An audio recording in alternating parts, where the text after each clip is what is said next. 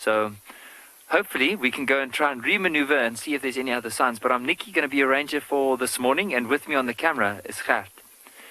Now, on this hyena, what I've noticed is, especially if we are going to go close towards the neck or look around the ears, you might notice there's a little touch of, looks like a reddish color, and that might be from the carcass.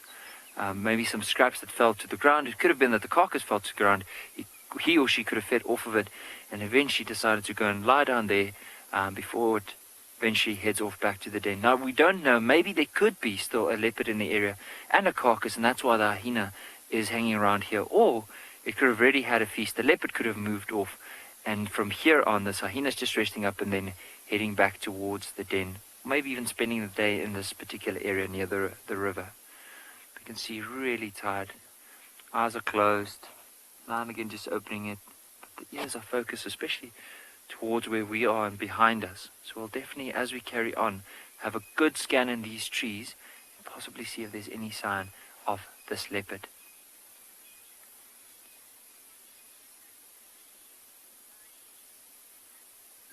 Linda is quite cute just lying down there. But like, look at the colors. Like, this one has very interesting colors. I mean, we refer to them as a spotted hyena because of those spots, but look at how dark this one's front legs are. You'll notice, like, especially the left one's quite dark and the right one. And then around the face, there's still a bit of hair. Often the older hyenas get, the more it looks like there's a bald patch over its head, especially between the ears. And you can see this one has a very distinguished line of white and a bit of darker, lighter brown on the head with that longer hair going from between the ears all the way to the back of the neck. And very pointy ears, like round, cup-like, but very sharp points at the end. And just look at how it's picking up its head just to scan around. So that's often one thing in the bush that I often feel that we sometimes as guides often neglect, is that time just to sit and listen and hear what is going on around us. Because I mean, with this hyena, I'd be able to hear if there's any interactions between other hyenas. It might even hear if something is making a kill in the distance, or if there's possibly any prey, food nearby, in order to make its way then eventually closer. But for now, it doesn't look like there's anything around. It's just probably just, excuse me, scanning the area. And even look at how it's lifting its head, just testing the wind. The wind is blowing from the right towards the left. So from the direction that hyena is staring into, that's the direction the wind's coming from.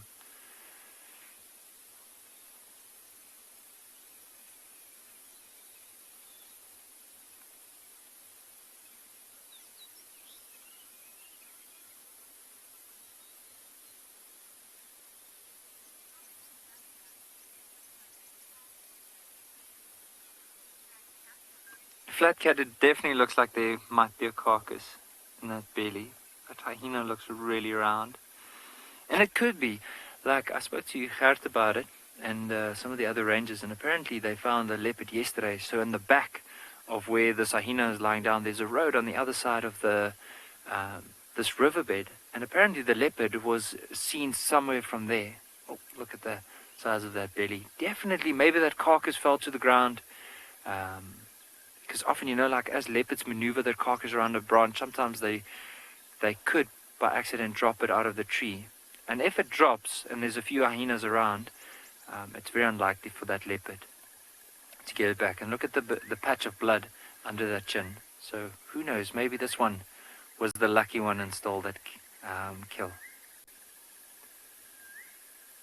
You can see how he's enjoying that little scratch. Even look at the way that he's pulling his lips.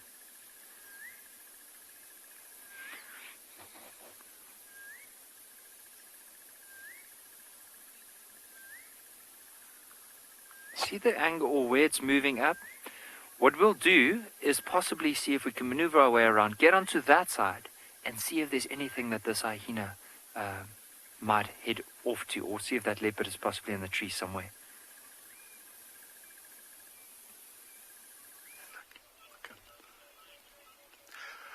Good morning, everyone. This is Dumi from and Beyond Pinda Private Game Reserve. Here behind the camera, we have Greg right behind the camera.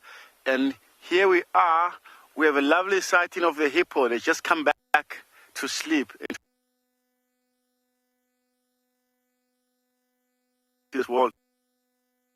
Behind is not very clear, as you can see, a lot of bird life. As you can see,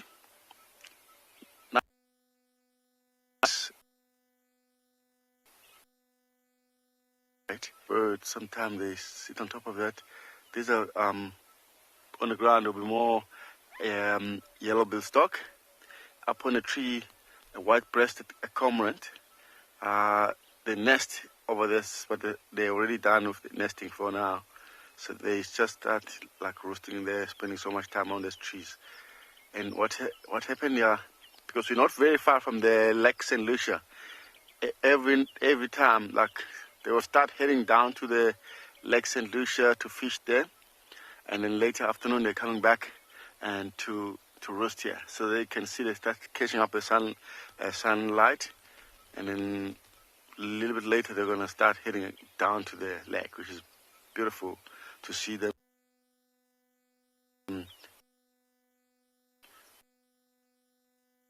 Having good sleep for now.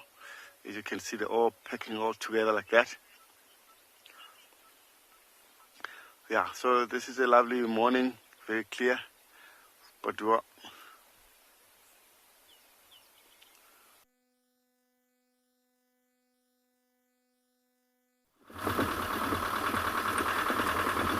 Jumbo, hello everybody, and that's how Pinda looks like this morning.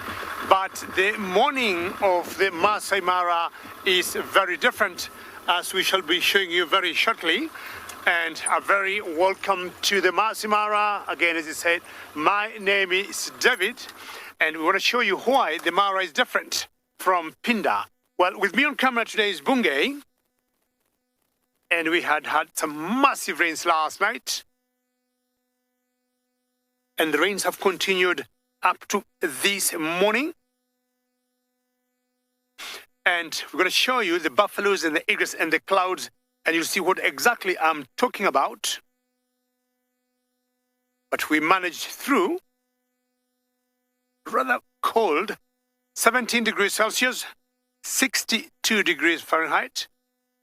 And it's this kind of cold or low temperatures that makes these animals to be active and enjoy eating the grass. Now, the rains that we had the whole of last night are going to change the dynamics of the Maasai Mara.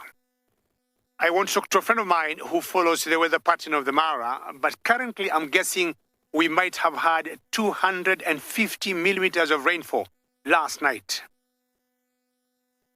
I was up at 3, it was raining, went back to bed about 3:30, and I was up at 5 finally, and it was still raining. You can see the mist way down there. That's towards our eastern horizon, where we would be seeing the sun, which definitely today has performed badly. We're looking for another sunrise tomorrow. And I'm sure, as my colleagues have said, please keep talking to us, ask us about the weather, what we think will happen. Nazi, a very good morning. If it's a good morning where you are in the world, but you say you love the trees. That's what Bungay is showing you, and that's what you call a Bossiae tree. And the rest of the trees, now, as you see there, are what we call the balanites, which are very iconic trees of the Maasai Mara and the Serengeti National Park in Tanzania. So any comment you may have, like Nazi, she says she loves the trees, very good. And should you have any questions, please, you're welcome to send them through. And as usual, you can do that by tweeting to us at CGTN World or hashtag World Earth. The young ones, you can do the same by sending us emails.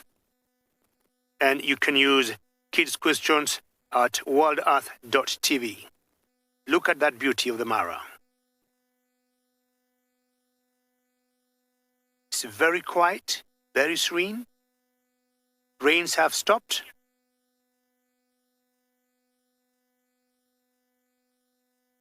And there are times when you'd come and you look at these plains here and you see them full of animals. I'm talking of zebras and the wildebeest. And the story of the migration is always a wonderful one to follow.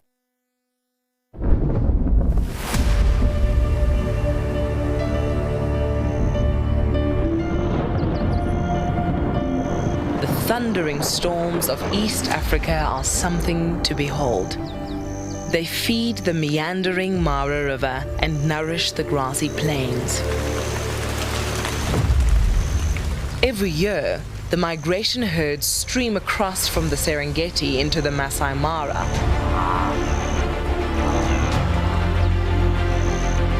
Following the storms in search of greener pastures.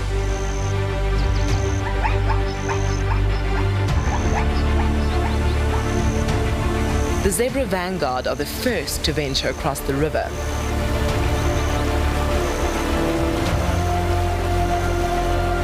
Those that survive the rapids, rocks, and ready predators are rewarded, feasting on the untouched plains of red-oat grass. The zebras cut the long grasses, preparing them for the remaining grazers.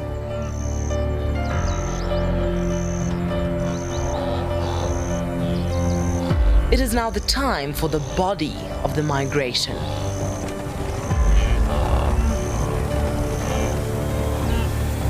Countless wildebeest and Thompson's gazelle gather along the banks of the Mara River.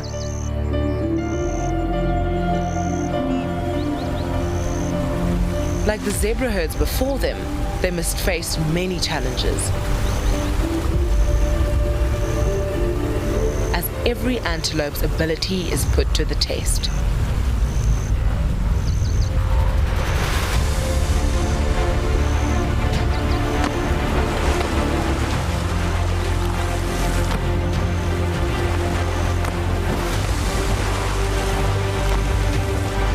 Their legs must carry them across the current and find grip along the slippery rocks. Although safety is often found in numbers, it is every antelope for itself.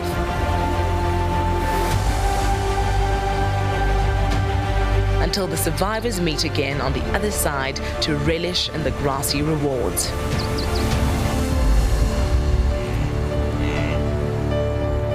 And then, as is nature's way, it comes time to cross the river again as the herds continue to follow the life-giving storms and nourishing plains.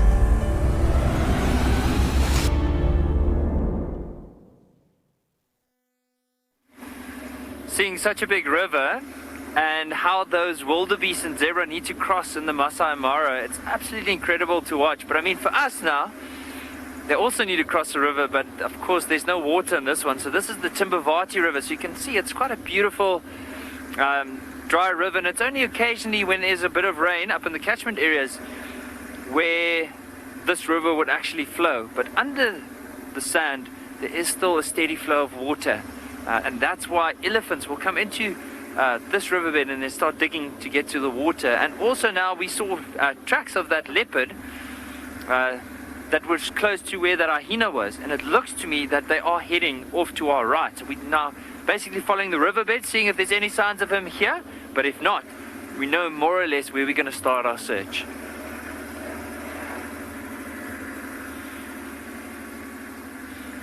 Now sometimes with animals, especially with leopard, they use what we refer to as a game trail. Now just to show you off to the left here, from where the vehicle is, there's actually an elephant trail. So elephants will use this to get from one area to another. But have a look at this.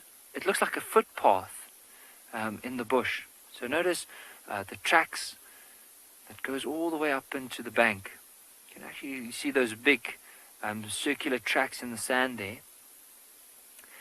And with leopards sometimes, instead of just bashing through the bush and walking through a lot of, unless they're hunting, but what they normally do is they take the path that is the easiest for them to walk on. So often when you drive past these game trails, it's a good opportunity just to scan up and down and see if there's possibly those leopard tracks. Now, earlier on when we found the leopard tracks, they were on one of these trails. And The trail, now I'm showing you the one off to our left of the vehicle, but the actual one that he moved on is off to our right.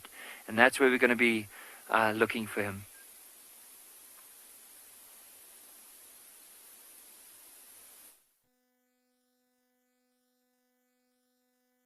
Very good luck on your search for leopard. And if there's anything I want to look for this morning myself, would be lions. I didn't move very far from where I was with the buffaloes because I thought the light has gotten better, and I thought before I leave these two buffaloes that seem to be very good friends, having the chins on each other, their foreheads, their horns. And these youngsters, I thought, they're going to make my morning.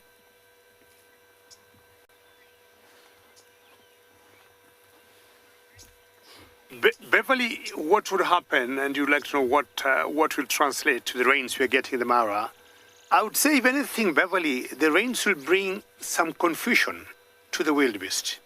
I mean, Beverly, the buffaloes, the elephants, and other, herbivores may not be affected by that. But we have always seen migration works on two factors. One, breeding. Two, food. With the rains, the wildebeest will know that is where the grass green is, and that's where they may tend to go.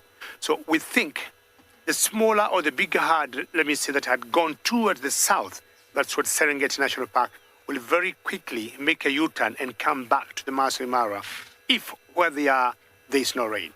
That's what exactly happens during the migration. A couple of years ago, we had seen 3/4 of the wildebeest or the migration having gone back to Tanzania. And like 2 weeks afterwards, we had some big rains in the Mara, and they all came back. Not all of them, but the bigger number of them came back. So that is possibly going to happen. You see all the cattle egrets there. So once it rains, I would say it's a rebirth to everything here in the Mara. I'm talking from the botany point of view. The grass, the vegetation gets rejuvenated. The animals, they know they have a lot to eat. The insects are all out, and the birds know they have enough to eat. The only downside of the rain a little bit is just that the roads become a bit slippery, but apart from that, it's a plus for the rains here. So all the white birds you're seeing there are the cattle egrets, and I would say today they have started to eat very early. Of course, their feeding is determined by these huge herbivores, and once the buffaloes are up and moving, they know that's the right time to get the food. There's one there that's just enjoying the ride and enjoying maybe the savannah. You should be eating, get out. Very good, that's where the food is.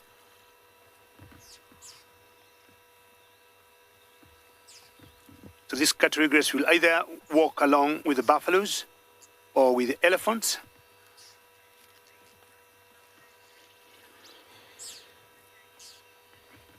Exactly asking, how do the buffaloes greet each other?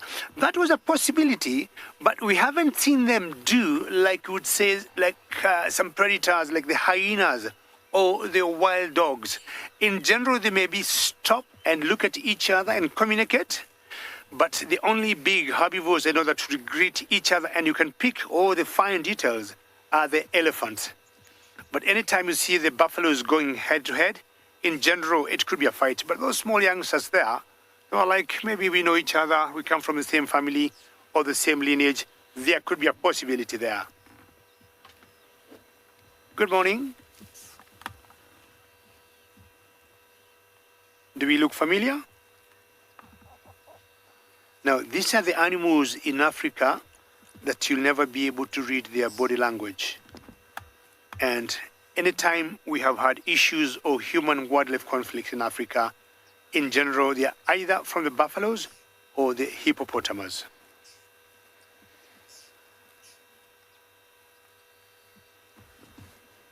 They're very unpredictable.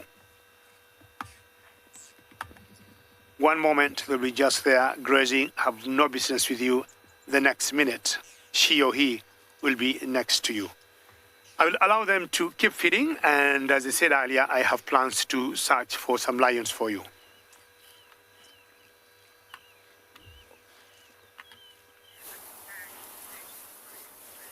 Well, we're starting off with some creepy crawlies this morning. We've got webs, we've got thorns. I was also hoping to show you a sunrise, but it seems as though it is a little bit late for that. My name is Taylor McCurdy, and on camera with me today is Odie, and we're really excited to be bringing you this live safari here from Eco Training's Pridelands. But shall we have another look at those spiders? So unfortunately, I don't think we're actually going to see any of the little spiders moving around, because they are nocturnal. So what that means, in case you're wondering what on earth does nocturnal mean, Taylor, it means that they're more active at nighttime. So they will be in the center where all that mass is, and there's lots of leaves and things that have been stuck together with the webs, and they'll probably be just tucked away in there. But what's interesting about these spiders is that they're very social. So that's why they're called community nest spiders. And it's actually uncommon, especially here in South Africa, to find spiders that like to socialize with one another. Normally you would just see like one spider on a web with big females. Sometimes you'll see some sneaky males lingering on the outside of the web too. But there are lots and lots of them, and they're really small. So when a moth or a cricket or a grasshopper or something like that gets stuck in their web, they all work together and they rush out, and they can take on very, very big prey. Because if they were to just try and catch something themselves, then they would have to eat something small like a little fly or a midge. So by working together like that, it works quite well. It means that they all get quite a big meal. So they'll live in there. It's not a particularly big family of community nest spiders. So there'll mainly be females in there with their youngsters. And of course there'll be a few males too. But I have no doubt, because spiders are cannibalistic, that they eat one another all the time. Which I'm sure, especially when there's not a lot of insects around. And during this time of the year, there aren't that many. But Odie, I don't know if you can see, to the left here, there's some other little spider webs just on these sort of lower down. I don't know if you can... Maybe we can have a look at them. So I know a lot of you are saying that you are quite terrified of spiders, but don't worry. We're so far away, and I promise you they haven't worked out how to climb through the screen just yet, so you're safe for now. But now that's a different species of spider, and it's a pity that we're not laying down on the floor looking up, because then you could really see the webs quite nicely. Now those are called tropical tent web spiders that make those sorts of nests. Okay, you can see the nice little webs at top, and then sort of at the bottom, it's a lot more dense with the web. So I don't know if you've ever watched any movie that well, there's a circus scene in it, and you'll see the trapeze artists. It's very much like that. So there's like a sort of little mat of web at the bottom, but they're quite pretty. When just a single little spider will sit on those. Tina, funny enough, the animals that do give me the most frights can be spiders. Sometimes when I'm in the shower and I see a little sack spider or a rain spider or something like that crawling on me, I do let out a little bit of a yelp, or like the insect that just flew into the back of my hair right now, definitely jumped. But no, I'm not too worried. But you know what we're having at the moment in camp is sometimes you walk out of like the lecture room and stuff like that, and all the elephants have come around to feed on the nice big trees that are overhanging over these big tents that we obviously use, you know, for a bit of shade. And they have started feeding there. So sometimes you step outside and there's an enormous elephant who also gets just as much of a fright as you. So that can give you a bit of a spook. But no, I don't think I'm too scared of much. There's so many little birds flying around us, which we will continue to try and keep catching over the duration of the morning. I think that's something we might actually do. I think we're going to do a bit of birding.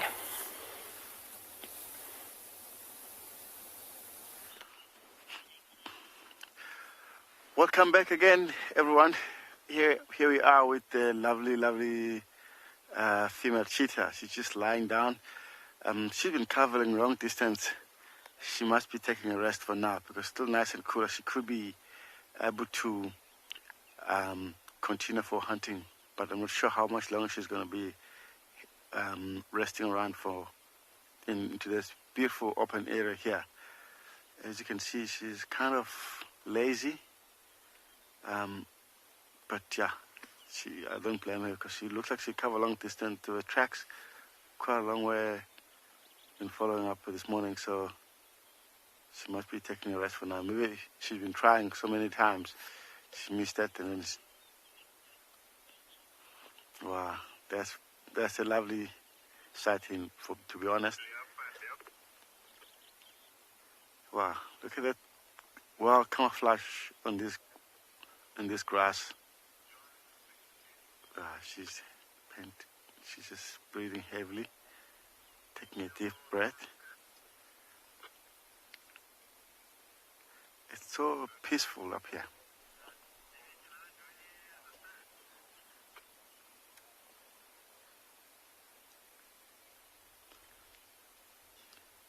Yeah, look at that tail, checking slowly. Yeah, she's in a very good area. There's no lion around, and she's, as you can see, the house is more comfortable. She's not even worrying about anything, not like.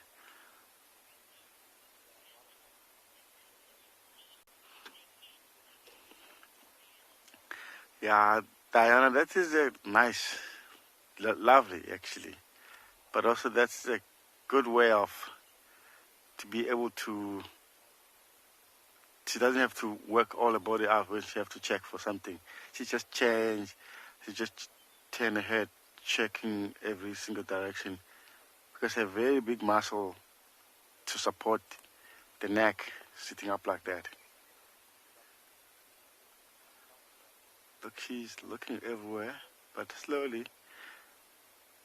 You'll find a day different when it's so much windy, because they're always worrying about something come across to them. But now, as you can see, the grass is just slightly moving, which is a very, very slow breeze, and that's very cool for her.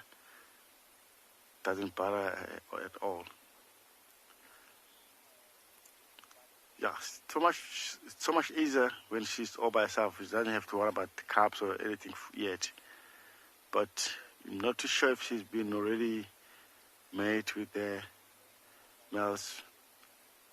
Probably she did. Yeah, she looked very comfortable. And this area is very quiet, not even impala around. Normally you find a lot of impala hanging in this area. Look how beautiful this spot. And yeah, you can see she's not worried about anything at all. Just peaceful in this area.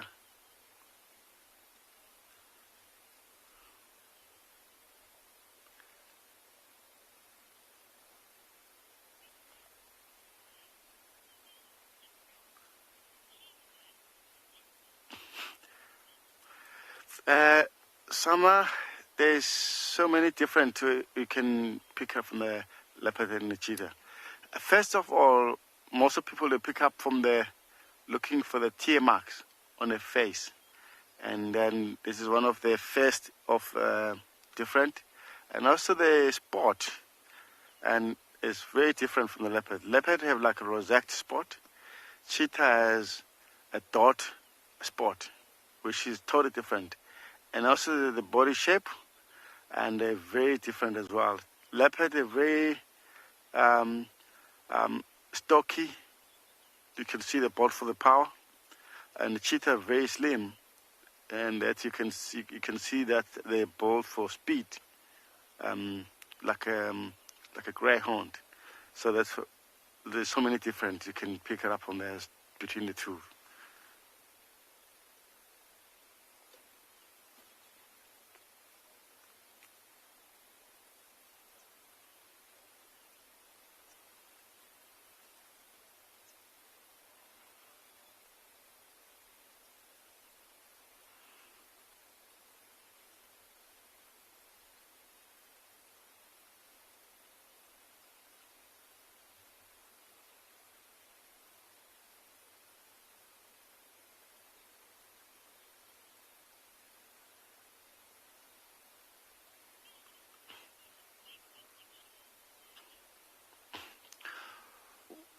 If you're talking about maybe she must be around 25 to 28 kg. Yeah, somewhere around there.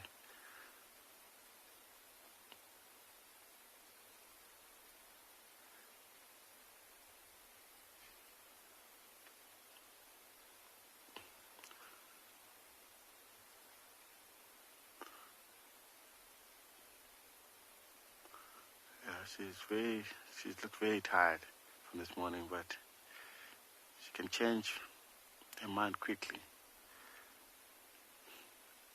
Anything comes to her mind, she can just decide to do it.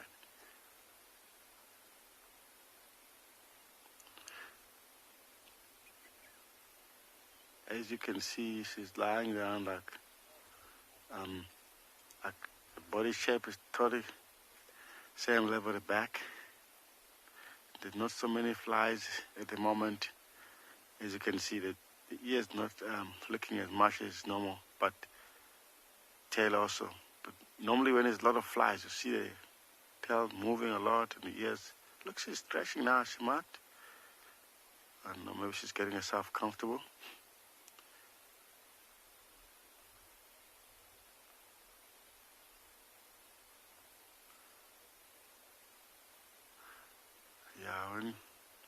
When you normally hear people talking about the cheetah, the fastest mammal in land, but they still find it very difficult to find, to catch the prey.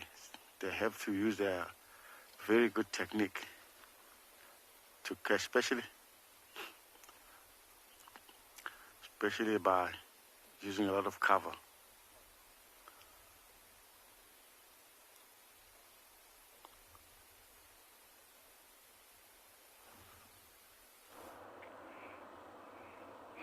Hello, Jumbo Jumbo. Good morning, everyone, and welcome to River Camp down here in the Maasai Mara. A very good morning, lovely people. My name is Isaac, and on camera I have Big James. We're already set out here at the river. We had lots of rain last night, and so we are not open. We haven't opened the vehicle completely yet because it is still drizzling, and we don't want to risk, anything. So we're staying dry. But on one side it's open, so you can enjoy this beautiful view of the beautiful Maasai Mara. Remember, we are live from the Maasai Mara. Talk to us on #CGTNWild, #WildEarth. Questions and comments are very, very welcome. And to start with, we have hippos, our resident and local hippos around this crossing. Remember, yesterday we had lots of animals come down, but they decided to go back when it rained. There is nobody in sight this morning, apart from a few real spotted land cruisers coming to see if there's wildebeest, and then they go. But I'm all alone at the moment. No wildebeest in sight, no zebra in sight. The only thing here is the beautiful sight. You see the hippos, the raging Mara River, and the beautiful view. I hope you're well. Yes, our hippos looks like two to the left are enjoying a nice nap.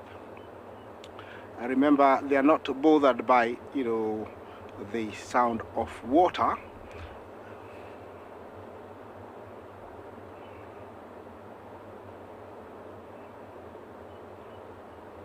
Gremlin General Jumbo, how are you? You ask if hippos are able to play in water. Is that it? If that's so, yes. And it can be hilarious when they play, because I have seen one. Oh yes, they are when they're swimming, they are able to float, but when they stop, definitely they do sink, they go down. But when they swim, yes, they can float. Yes, I thought you were asking. Oh, look at that little one going on its mama's back. Oh no, actually it's not. It's a different thing. Yeah, it's two mating. Yeah, I spoke too soon. It was looks like it doesn't look very serious.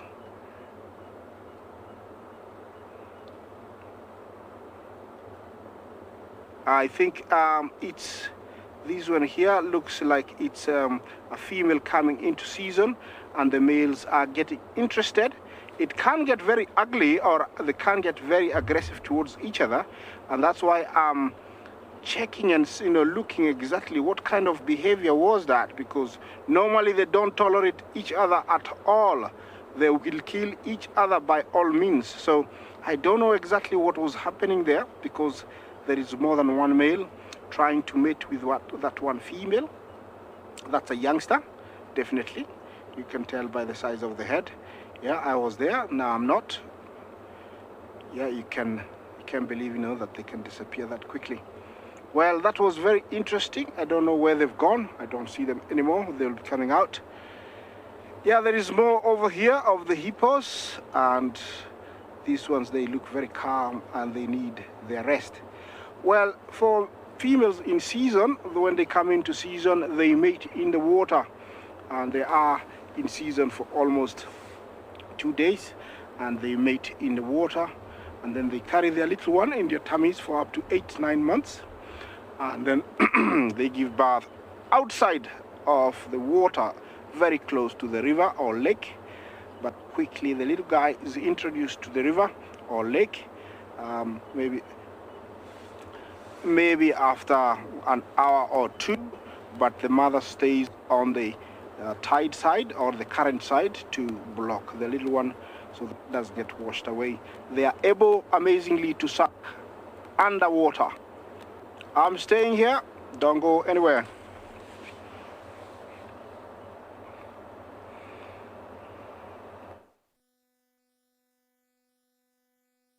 If there's an animal I would like to see giving birth, would be a hippopotamus. And doing that underwater or near water, it's very difficult for most of us out here in the field to see that. But for animals like elands, many a times we actually have seen them giving birth. If you look carefully at this eland here, you can see now it's eating some foliage or some leaves of that bush. Because elands are mixed feeders, we'll always call them either browsers or grazers at the same time. And then don't be surprised if she stops eating the leaves and then go to the grass, because most during the rains they eat grass.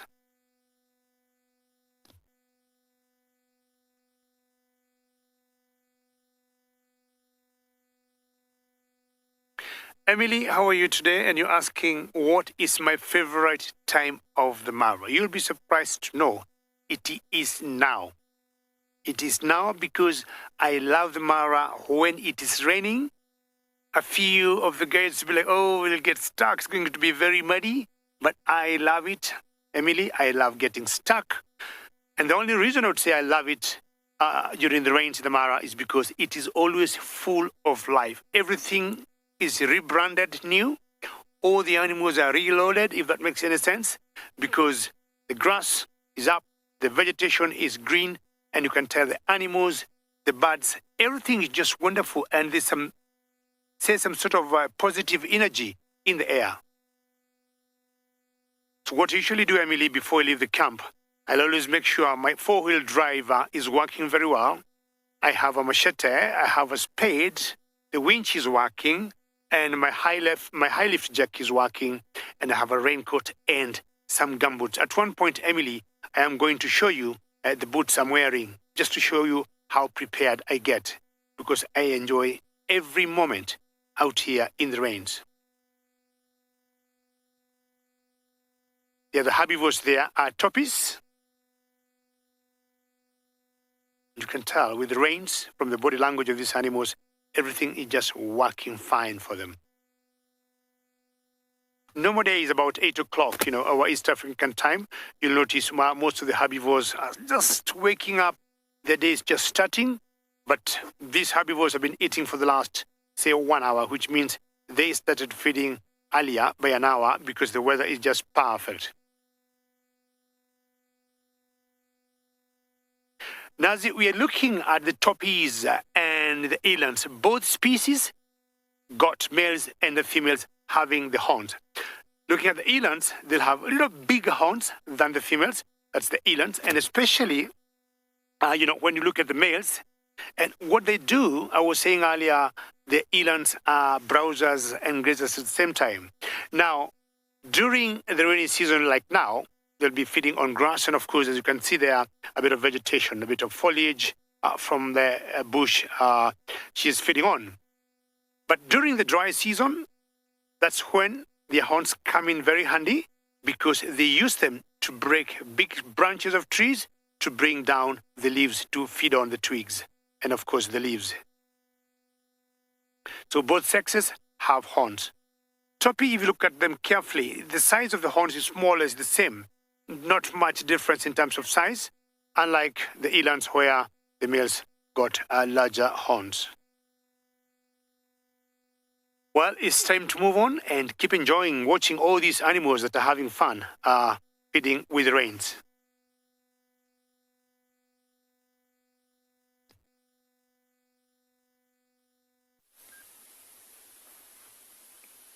There's quite a big herd of elephants that we found near the river. And we're looking at two individuals. You'll see the one is picking quite a bit of grass. The other one is feeding into one of the trees there. But notice what it's doing with its trunk. If we move a little bit closer, you'll see it's basically grabbing grass and then using its trunk to tear the grass off. So just wait, there we go. And then sometimes what it will do is it will flick the grass against the chest to get rid of the sand and then put it into its mouth. Notice that tusk, the dark color. I wonder yesterday, because it was nice and warm, if this elephant had a mud bath. And just splashed a bit of mud onto itself. That's how that tusk got dirty. But look at what it's doing with that trunk. It's basically grabbing it. In order to get more grip on it, it's twisting the trunk around it and using a bit of momentum to pull it out of the ground.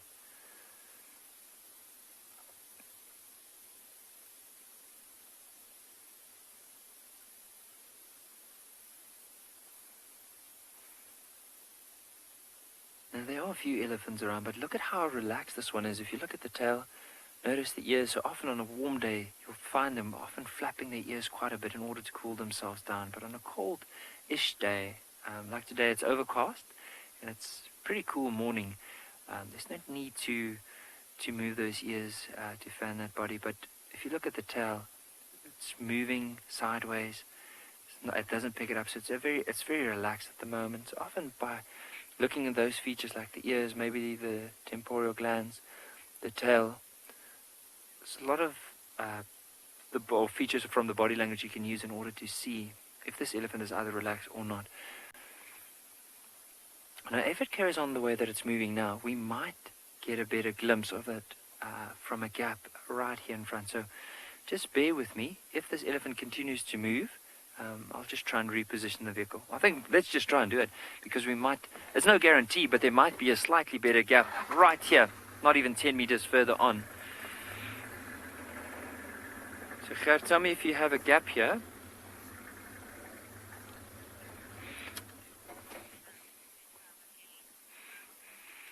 I agree with our viewers. It's just amazing to spend time with these amazing animals, and also just being able to just watch their behavior and how the whole herd interacts with one another.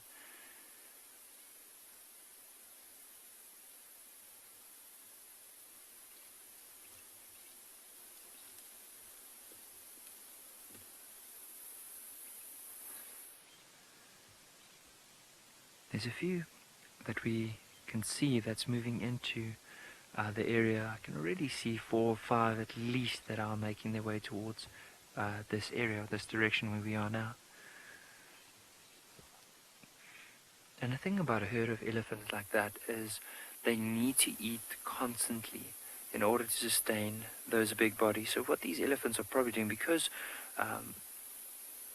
of the nice cool conditions, they'll probably feed well into the morning, even early on into the afternoon. From there, probably head down to water for a drink. Notice what it's doing with that tree. As you want to see, often what happens is, often when the elephants push over the trees, the grass underneath it gets a bit of time to restore. And then what they'll do is, at a stage, they'll push that tree away to get to that lush green grass. It might just be that this one stripped that tree off to get to the bark.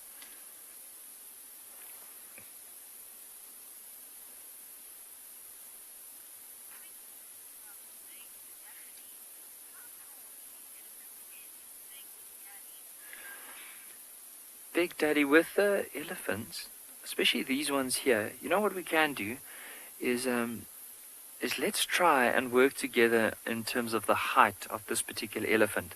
Because, I mean, it all differs from one area to another. It could be anywhere from, I mean, a little baby elephant that's just over a meter tall to an elephant with a shoulder height of nearly 3.5 meters. But let's move, I'm going to move slowly forward, and then what we'll do is we'll try and see how tall this elephant is. So we're just going to get into a gap here, because it'd be really nice to do like a little estimate. So let's say if we take this elephant, and let's say if we move closer, so let's say the belly is probably going to be 1 and 20 centimeters. Or let's work on roughly 1 meter, and then let's say another meter to halfway up the body, and then a 1/2 meter from there to the top. So I would probably say this elephant, if you had to measure it from its foot all the way to the back of the shoulder blades, would probably be 2.5 meters tall. This particular one we're looking at.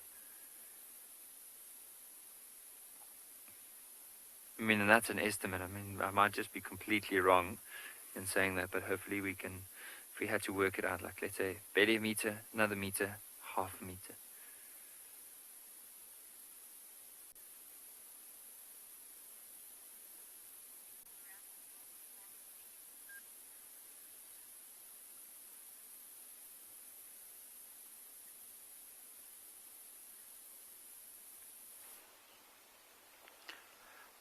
Welcome back again, everyone. We are still here with our lovely cheetah here.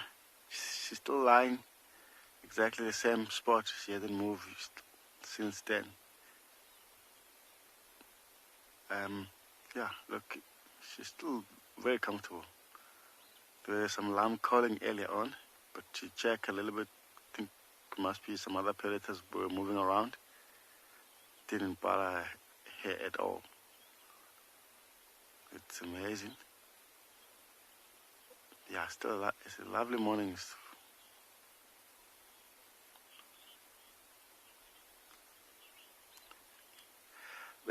Donna, a cheetah can't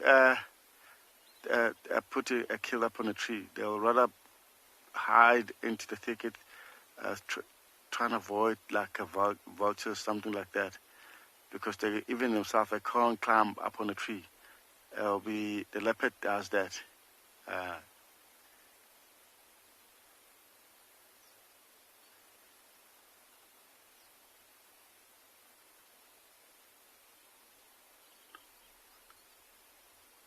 Look, she's just dragged. It would be nice if she get up and walk and trying to find something, but it looks like a belly, not very thin. She might be had something yesterday, probably.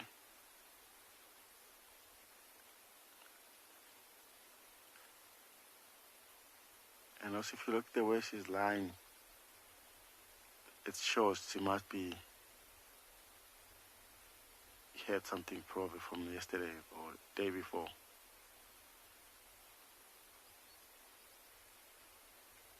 Look at that white tip on the tail. When she lifts up the tail.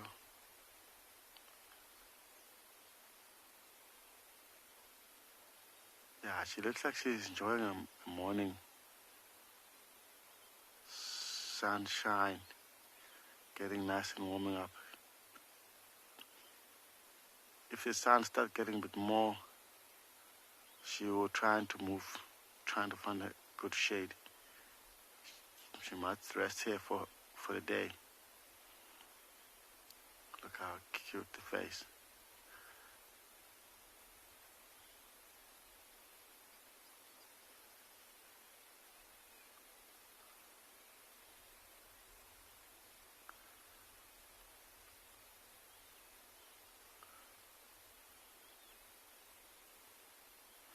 Wow, this is a beautiful morning.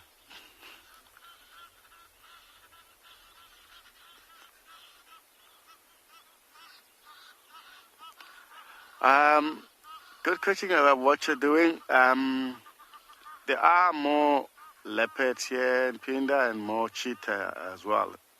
Like a couple of days we've been viewing a cheetah with the two cubs. What it's doing.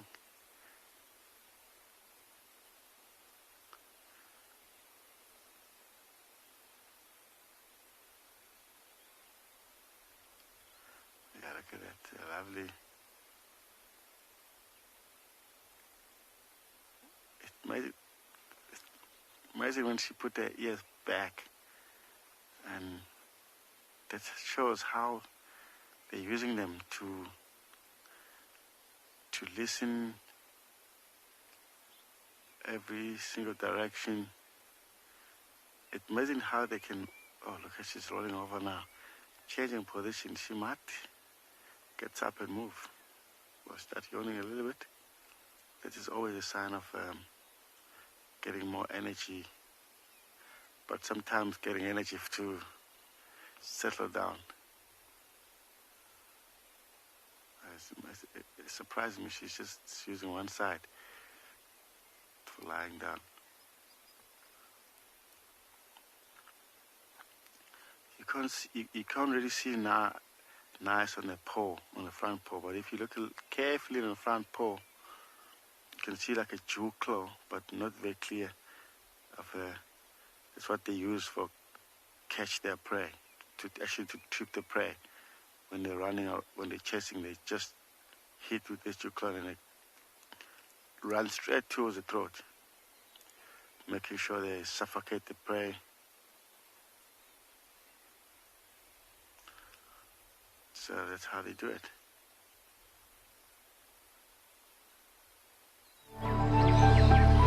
The wide African plains are the playground for Africa's coursing cat, the cheetah.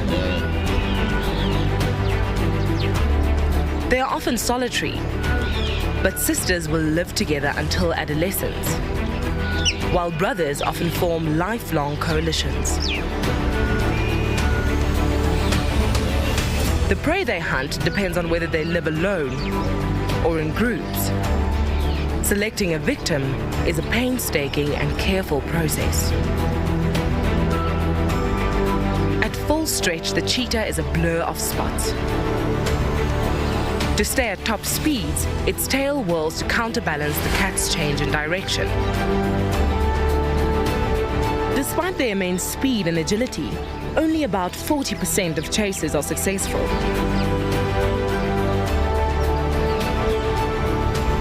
And the hunt is not over with the chase. Wrestling is a necessary skill, and the cheetah is built for speed, not power.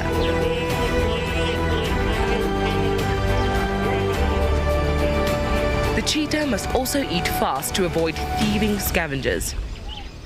Only after the meal can this captivating cat rest.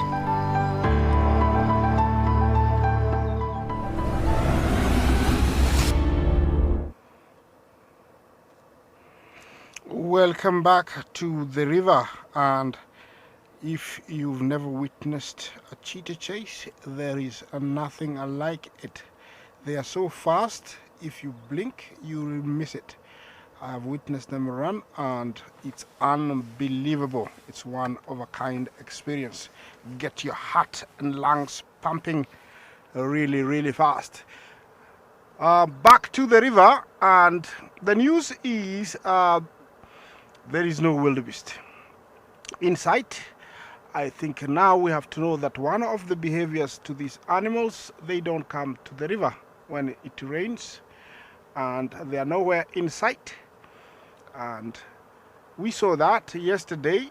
I've seen it a few times, but it was nice to witness that twice yesterday when they were all on that bank, and when it rained, they all turned back and headed out. They headed back into the plains. It's hard to believe that sometimes those plains across there, that rocky part, is choking and dusty, full of noises and whatever you can call it, very, very noisy, of wildebeest ready to cross. I'm enjoying the soothing sound of the river, hoping that something happens, something interesting, and I'll update you once there is something.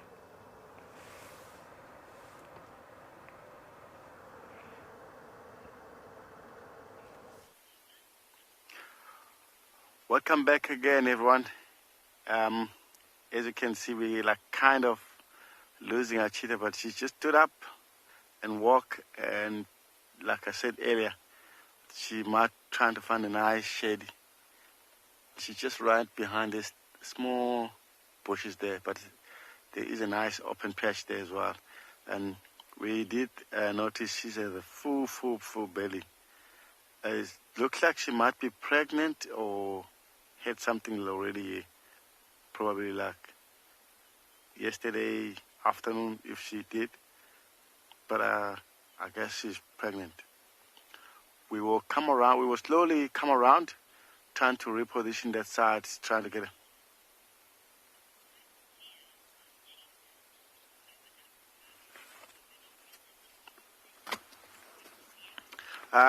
Batelia, all over Africa. You can find a cheetah all over Africa. Batelia. So we're trying to reposition here and see if we're going to get a better view.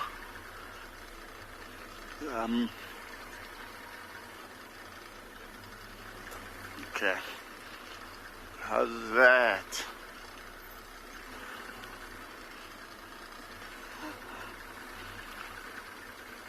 Yeah, she looks like she's more comfortable there now, where she's lying.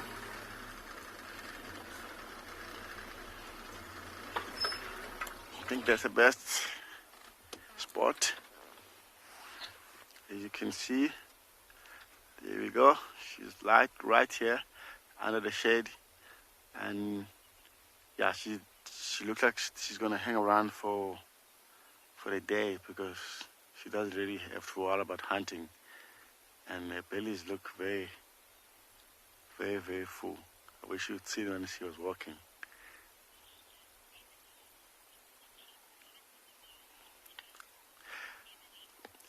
Emily, from a Daika to like Impala size, what the animals we have around here, like, because we have so many in Inyala here, they'll go for female Inyala, and most of Impala, even Impala Ram, she can go for Impala Ram. Yeah, anything smaller than the Impala Ram, they'll go for it, Emily.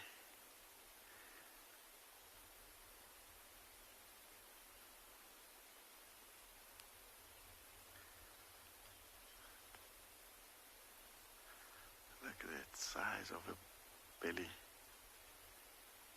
That shows she's had something back, but I still think she might be pregnant, that one.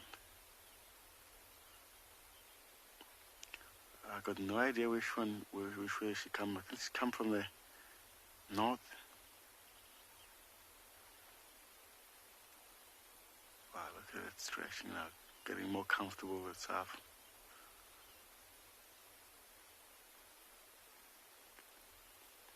Yeah, she decided to be in a nice open area where she can able to avoid any dangerous coming around where she is, which is a very clever idea. Yeah, because it's very sad.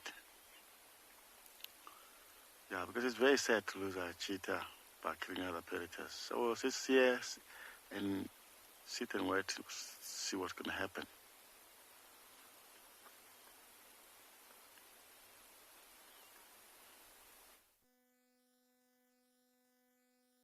Well done for the cheetah, and it's quite some time since I saw a cheetah here in the Maasai Mara, which I'm thinking the next 2 days I'll be working for nothing but the cheetah. But I'm full of joy now because all what I wanted to do when I started the drive was to spot a lion. I wasn't sure whether I want to see a lioness or a lion, but we've got a huge male here that is just sleepy. And it belongs to the coalition of the Triangle Boys. I cannot be able to tell who it is right now, but it could either be fang or half-tail, one of those two. Fang or half-tail, because this is their territory. Sleeping facing the bush.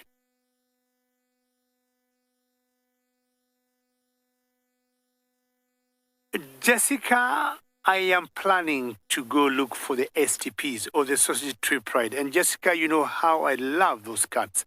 And we have been having massive rains in that particular area, and the roads or the infrastructure was torn apart by the long rains. Not these short rains we are having now, the long rains that we were having in March, April, and May, coming to June.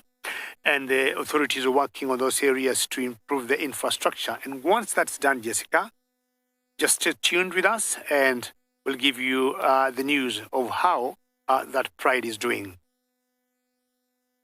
The pride around this area, where I am now, is called the Olololo Pride. And this is one of the males in that pride. I'm just guessing this could be half-tail. I can't tell for sure, because I need him to flick the tail, and I could say 100% whether it's half-tail or fang. There used to be 3, and either one left this coalition and went to venture in a different territory. I'm not sure whether he was accepted in the new coalition, but we do not know of his status currently. Good morning, Sam. I'll give him, 3 more minutes? He's not up. I will leave him, maybe swing by here and find out who this exactly is.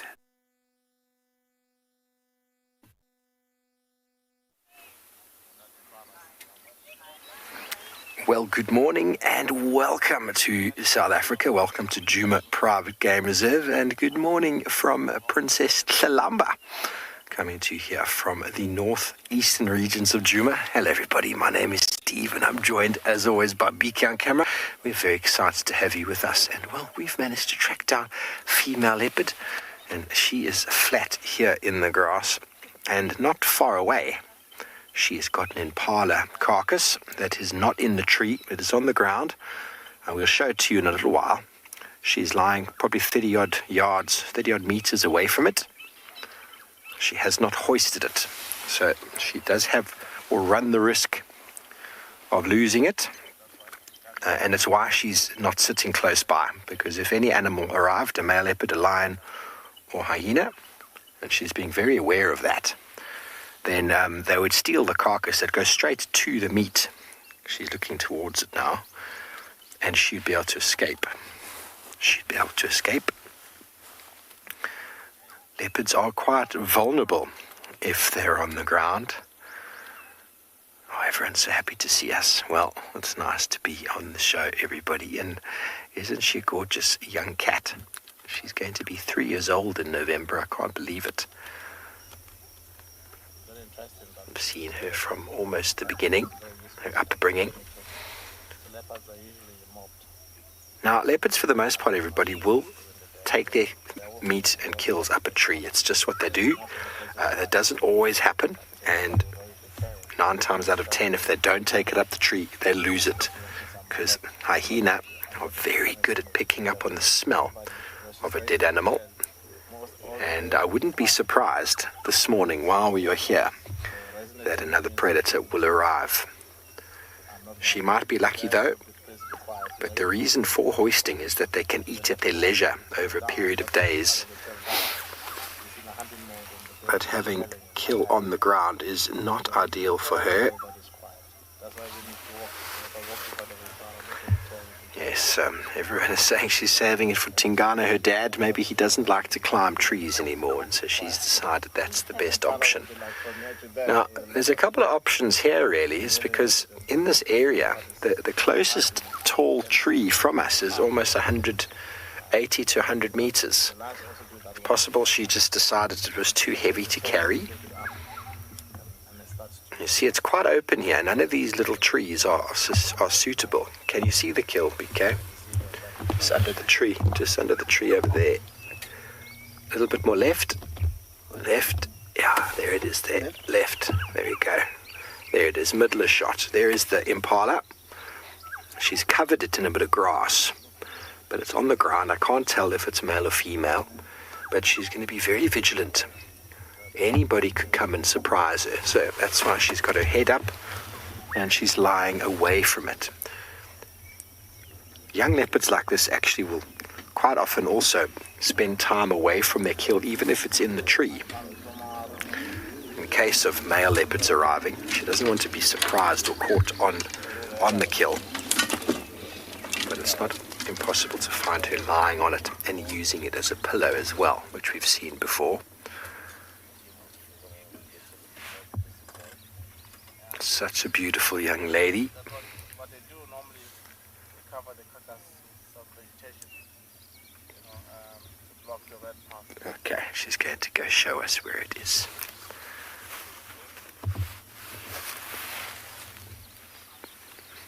You might hear the sounds of other vehicles.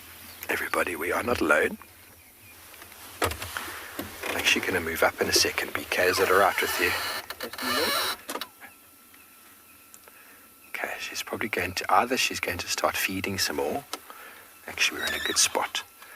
Or she's going to pick it up and drag it. She might have decided. You know, they do suddenly decide things. Or she might be hungry.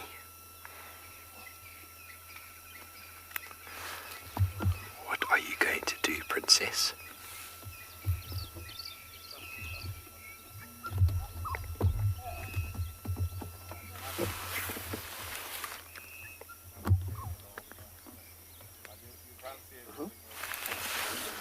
We're going to just move forward, everybody.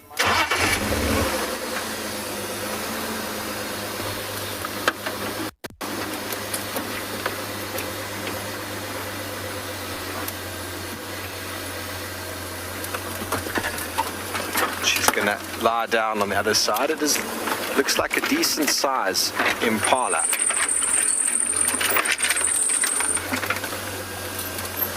That she has completely covered. How's that, BK? Right. She's completely covered it with grass. I can't tell you if it's a male or female. I cannot see the head right now. But she's eaten a fair amount of it. It looks like it's probably a oh, I don't know. She's eaten a lot of it, everybody. And covered it with vegetation. The stomach hasn't yet popped open, which is often what leads hyenas here. The smell of stomach is a very strong, pungent smell.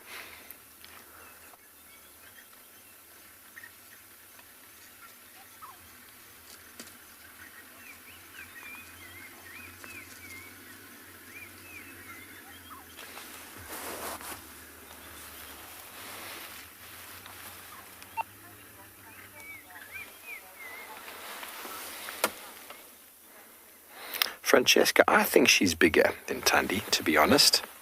But, you know, very hard to get these ladies to step onto a scale, you see. I think she's a little bit bigger than Tundi, which would make her a bit heavier. But it's really hard to say. I haven't seen the two of them right next to each other for some time, but she does have slightly bigger feet. So slightly bigger. There's the stomach, that whole big white thing there. She's done a very good job not to break it. As soon as that stomach breaks,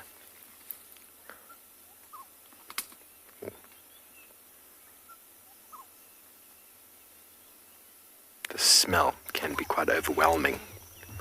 It's exactly the sort of smell that hyenas like to pick up on. Now, everybody, this is nature. Leopards are predators. They kill quietly and often very quickly. And this animal is going to sustain her. So it might seem a bit gruesome sometimes to see this sort of thing, but impalas live out here. They live a very free life, and they're constantly under pressure from predators. And leopard are very good at catching them, but yet impala also, for the most part, are very good at getting away.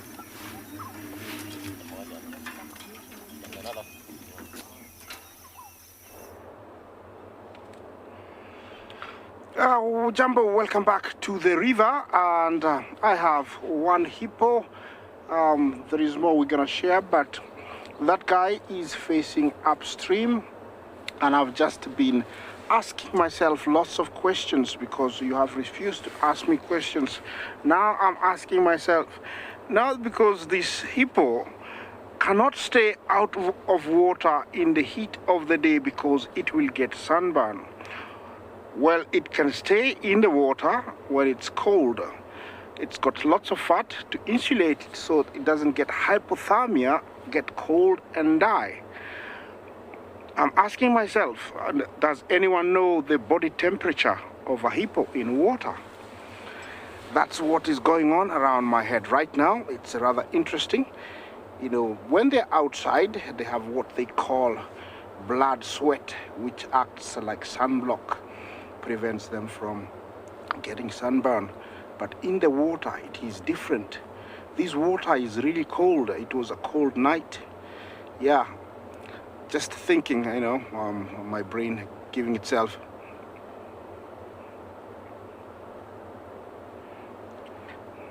I see you ask me what is temperature of the river. In fact, I don't know because I haven't gone to measure. I don't know. I wish I had a thermometer and I went there and measured, but I don't know. I cannot lie to you. But it is cold. It's I would give it less than 15 degrees. I would give it maybe 10 degrees. That's the kind of how cold it is. And I've never, you know, had a bath in it. And yeah, it looks very cold. It has been cold. It's very cold. So I don't know actually how cold it is, but just thinking about the hippos. Yes, the river is raging still. I'm loving the sound. No visitors have visited me yet. All the residents are still in the water. I'm hoping they're gonna, you know, decide to come out onto their usual beach across the other side. They seem to be scattered around this area for some reason. Maybe they're still taking their roll call, making sure that everybody is back in the water. And then they're gonna go into the bank. It's rather interesting because I thought when it's this cool, they will go, you know, out into the open and graze more. So I'm hoping, you know, to see them go out and graze because it's cool. I'm hoping something comes by so we can have something change of topic slightly, but I'm having a very good time here at the river.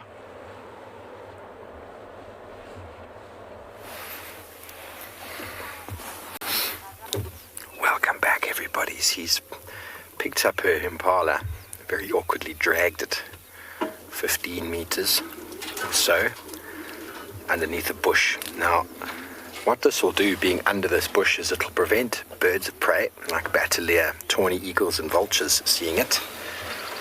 They can quite often be an attractor for predators. Hyenas and lion will both follow. Now she's going to just cover it a little bit more. She doesn't mind a bit of dirt and sand in her food. You might hear other people speaking, everybody. We are in a rotational sighting, game viewing. People come from all over the world to see these. So it's very important. The longer she can keep this meal, the better it is for her. Leopards do hunt small prey like scrub hare and birds that they can eat immediately, but they also benefit very highly from catching larger prey, which they can eat at their leisure over a period of days. It's the advantage they have over cheetah, in that they have a very similar prey range. Cheetah will also feed on animals the size of impala, but they almost all the time lose it to larger predators because they don't have the potential or the strength to protect it from them, and they aren't able to take them up trees. So there's a huge benefit and energy saving in being able to hold on to this carcass. That's why she's doing a lot of this burying right now, to try and disguise it from the air, try and cover the smell.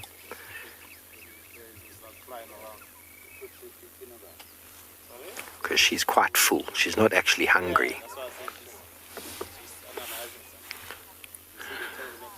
Baron, she could do that. She could easily tear a leg off and stick it in a tree. She wants all of it, though. She wants everything. But she's just weighing up the energy that it costs to drag this to a tree further away. And she's thinking it's much easier to just do this. But leopards learn. She's still a young cat. She's learnt very, very well to put her kills up trees. And she'll learn more and more and more that by having them on the ground like this is definitely not the most successful route if you want to hold on to your breakfast.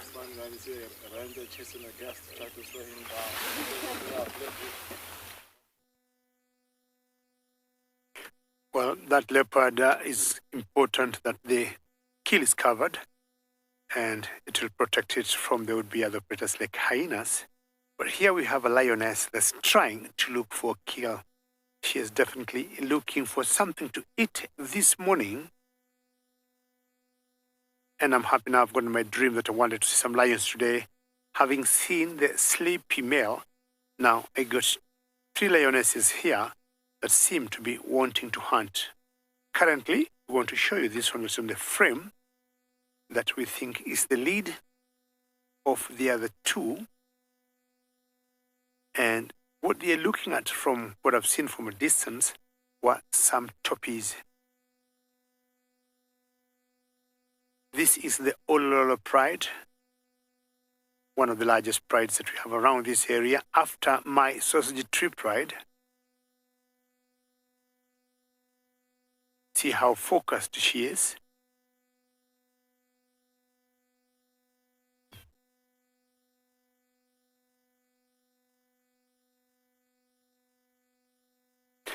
Now, Emily, this pride, it depends on the area, and the Mara is so huge. If I'm looking at the Oloro pride where we are now, and the sausage tree pride, I would say, give or take, we are over 50 kilometers away from where the other pride is. And we got one lioness on the road there, Bungay. And the Mara have enough room for so many prides. We've got about 10 prides in the Mara, Emily, and each one of them have its own space. Now, we've got one lioness that has come on the road of the 3 I was talking about. She was initially running. And so we got other friends of ours there who are also watching these lionesses. And we got some lapwings there, not very happy with this lioness. That's the wattled lapwing. Lions have been known once in a while to go for anything they can catch, including birds like this, and guinea hens too, or guinea fowls.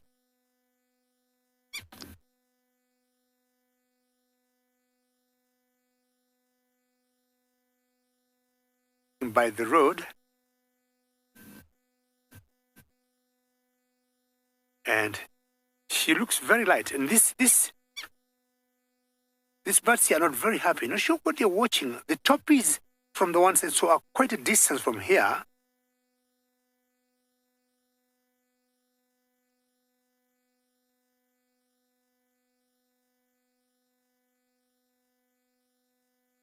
And now we have 4 lionesses from 3 now. There are 4 in total.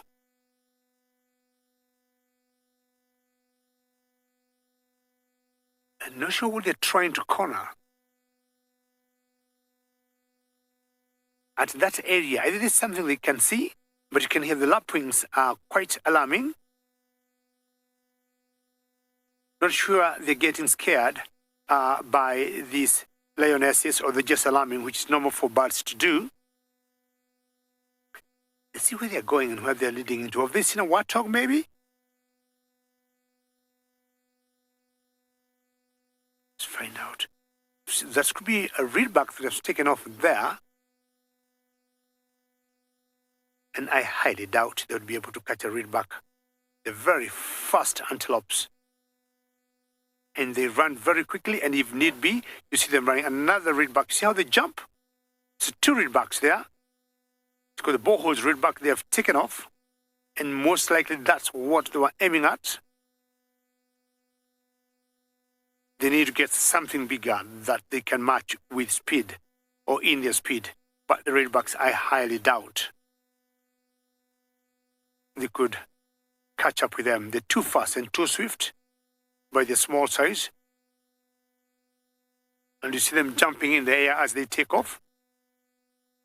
Now let's see if there's anything else they're going to smoke out in that particular area.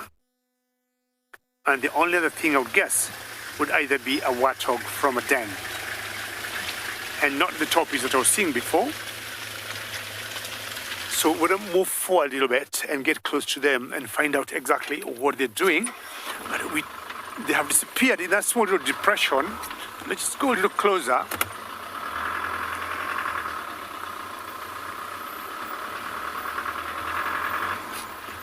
And we'll definitely let you know what's happening right here.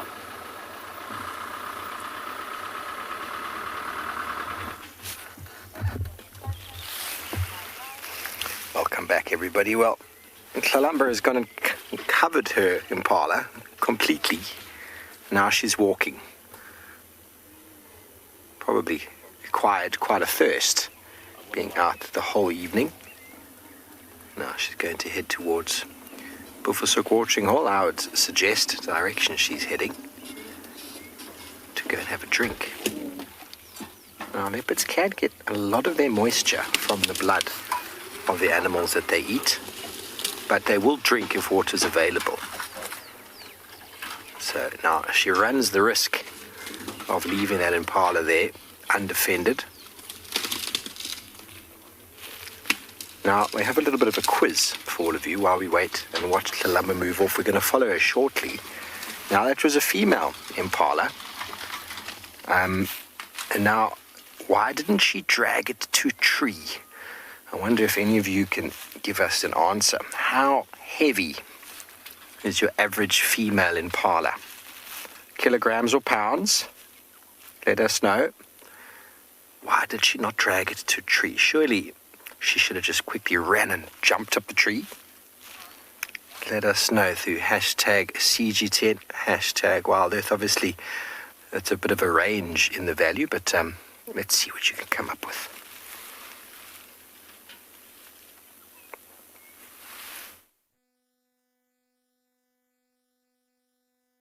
Well, my lionesses were not very successful, but they have every reason to groom each other, to show their togetherness, bond, and say, we are going to try next time. Just listen to them for a couple of seconds.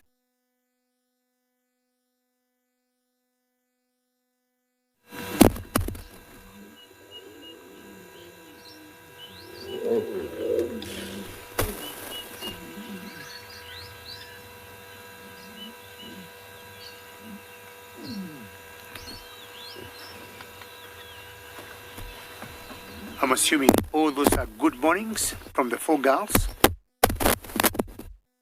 And they're all saying to each other, Jumbo, Jumbo, Jumbo. We are strong, we'll be out again.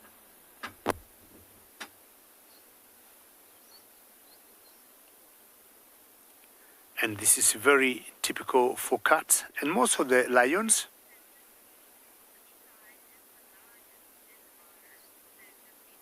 So 50, you're asking, which is the largest pride in the Mara of lions? I'll tell you without any doubt, it's this particular one here. And this is the Olololo pride. And the Olololos are about 18. That is all the girls and all the youngsters. Without counting the males, I'm talking about the coalition, and they're closely followed by my favorite pride, the sausage tree pride. Currently, they're all scattered, and this is the largest pride I've seen in the last few weeks of 4 females together. But the Olololos are the largest and biggest pride in the Mara Triangle. I want to have a date one of these days with the sausage tree pride because one of my friends told me Kingtail could have gotten new cubs, and if that's the case, then they could be catching up with this pride in terms of numbers.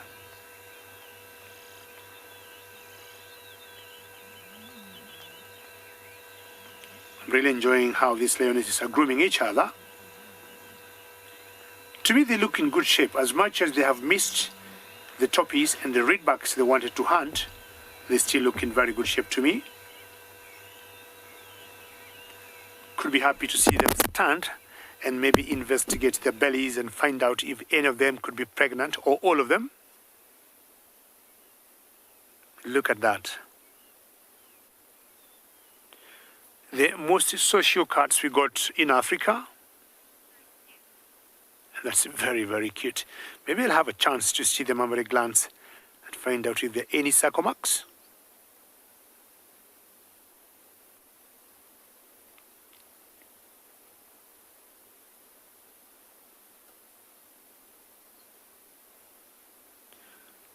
The one standing now looks a little lighter than the other three.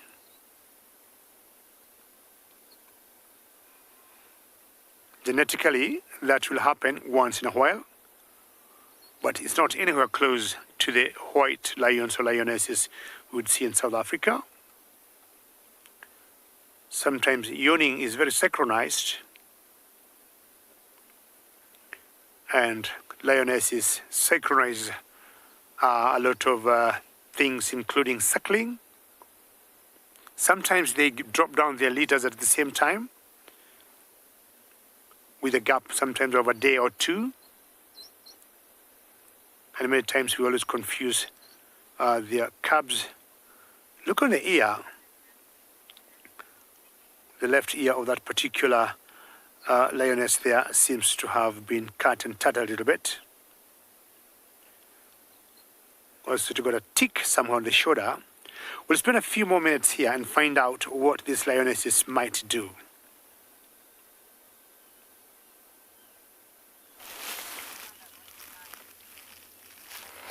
Thanks, Gigi. Well, welcome back to our leopard on Djuma. She's moved off probably 500 meters or so. She's found herself a very nice shady spot, a bit sandy underneath. It looks almost quite comfortable. Like she's made a bit of a bed for herself. Now she's probably going to spend some time here. I thought initially she was heading off to go and have a drink, but she's now in a safe spot away from the carcass. She can go back and eat at her leisure.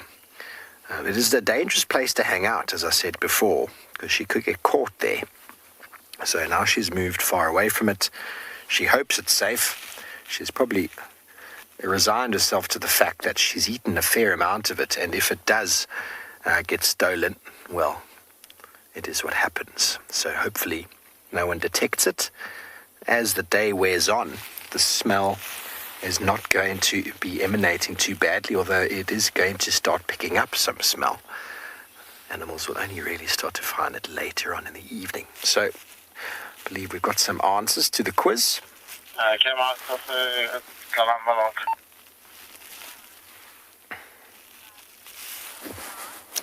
Barn, you reckon 75 kgs. Well, that's a good guess if we were looking at a male. A male impala can get up to probably about 76 in total. So females are a fair bit smaller than males. And it was definitely a female, but it was a fully grown female.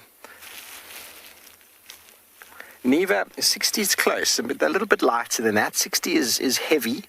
I reckon Kalamba probably weighs in the region of 45 to 50, maybe at the most. Ryden, that is pretty much in the middle. A female impala can get anywhere from 40 to 53 kilograms, so that's what, about 80 to 90 pounds, up to about 117, 120 pounds, which is pretty big if you think about it. Kalamba weighs less than the female, and she was able to move that carcass. It always amazes me. You wouldn't find a female leopard doing a very good job hoisting a male impala. It does happen from time to time, especially young males, but a fully grown male, the weight is just a bit too much, and it's a bit too much for them to take down. They do kill them from time to time, but they quite often lose that kill. So obviously the hunt would have happened, and she would have been a little bit too far away from the tree, and for her to drag that kill another 100 meters, the energy required was quite enormous. But one of the sad things, I suppose, about this time of year, especially with impala, is the female impala being quite heavily pregnant are more susceptible to being caught. And so many times females at a time of year are indeed pregnant. And so that's a youngster. So definitely you see peaks in males during the rutting season with regards to death, peaks in the youngsters.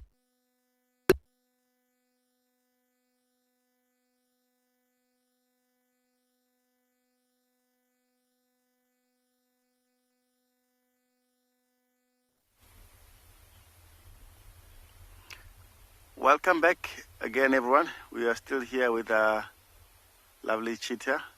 As you can see, she just rolled over now, changing position. I'm not sure if you noticed that belly looks very full. That's why she keep on changing position, because she gets sometimes uncomfortable lying on her one side long time. So look, she's now facing her direction. Also helpful for her to digest quite nicely. As you can see, she's not moving at all. It's just started getting a bit wind, just picking up a little bit, but not as much. So she actually looks like she's gonna just spend the day here. It's because it's nice and cool. She chose a nice shady into the nice open area. She can see if there's any danger that's coming around the area. She can be able to see miles away.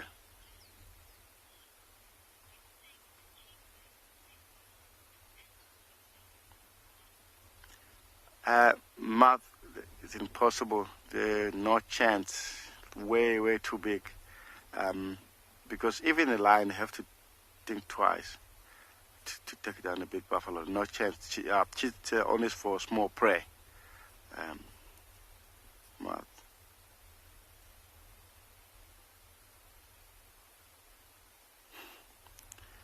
Yeah, I can see the small jaws, and yeah, they just for small, easy prey for them. Like even a warthog, they find very difficult to catch a warthog, the cheetahs, because they don't have a strong jaws like a leopard, lions, hyenas. Yeah, that's just the first small thing for going straight to the throat. Just a beautiful animal. When you look at them like lying like that, it looks like it can easy.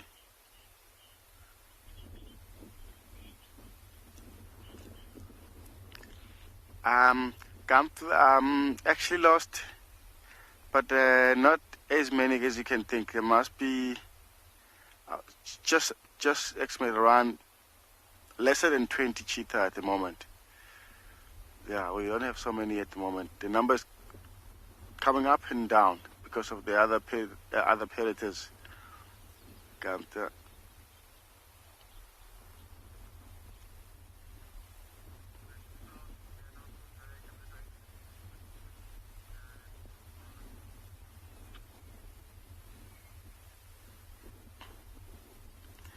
Looks like she's changing direction, listening, because the wind starts picking up a little bit.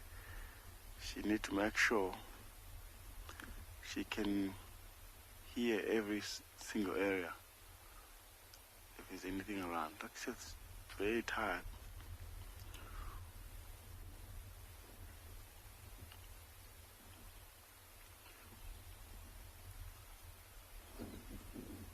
There are some impala earlier in this area, but they moved away. She didn't get to see them. But I don't think she would try to do anything. If I look at that belly, the way she looks like, there's no chance for her to chase unless she's pregnant. Otherwise,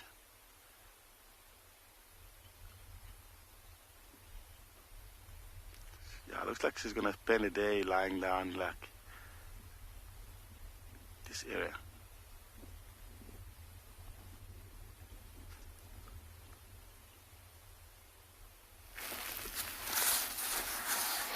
Welcome back. Sorry about any technical issues there before. We are here with the princess. I don't think she's going to go anywhere for now. Life of a leopard, everybody, is very simple. Once there's food and secured food, obviously her food isn't very secure, but she's got a full belly. So the only concern she has is staying cool, ensuring she's not surprised by a bigger predator of sorts, and to quench her thirst when the time arises. Other than that, her day is pretty much sorted.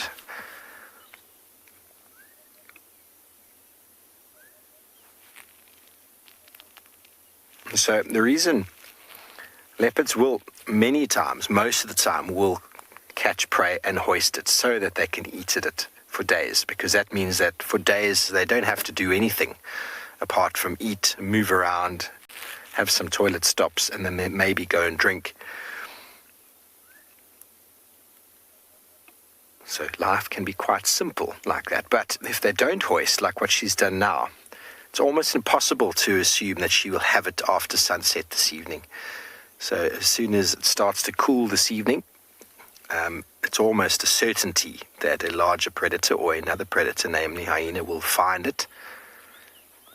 It's not impossible that some birds of prey won't spot it as well. She's done her best to try and conceal it, which means that if she does lose it, she'll have to go on the move again. We rather like it when our leopards catch prey and put them up trees, because it means you're almost guaranteed a few afternoons, mornings with them.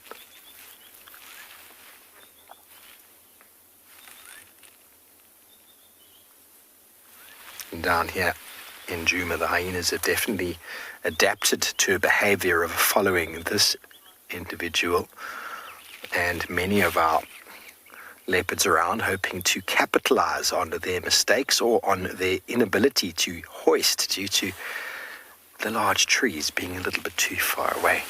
So many of you are really hoping that she's pregnant. Now, I don't know if it's actually been confirmed that she was mating or has been mating. Has anybody physically seen it? Now, there's been some speculation behind the fact that she might be mating, but I haven't come across any signs or heard anything. And if it is, who would it be? It would be most likely Mawati. There hasn't been a male leopard track around Djuma for 3 weeks, apart from Tingana, who came on and off. So if it has been Mawati, he's been very secretive in his movements. Very, very secretive. Those of you who don't know Mawati, he's a new member or a new leopard to the area who seems to be claiming the territory. Although I haven't seen him in some time, he's not a relaxed cat. You would not view him like this. Okay, so a lot of people are confirming there's been no confirmation.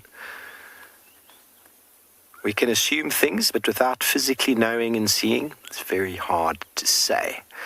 I don't really want to be thinking too deeply about this little girl mating just yet, because she's still such a little princess in my eyes. I've known her since she was a couple of months old and watched her grow and grow and grow, but she is approaching that time. She has been calling and she's been scent marking, which means she's advertising herself.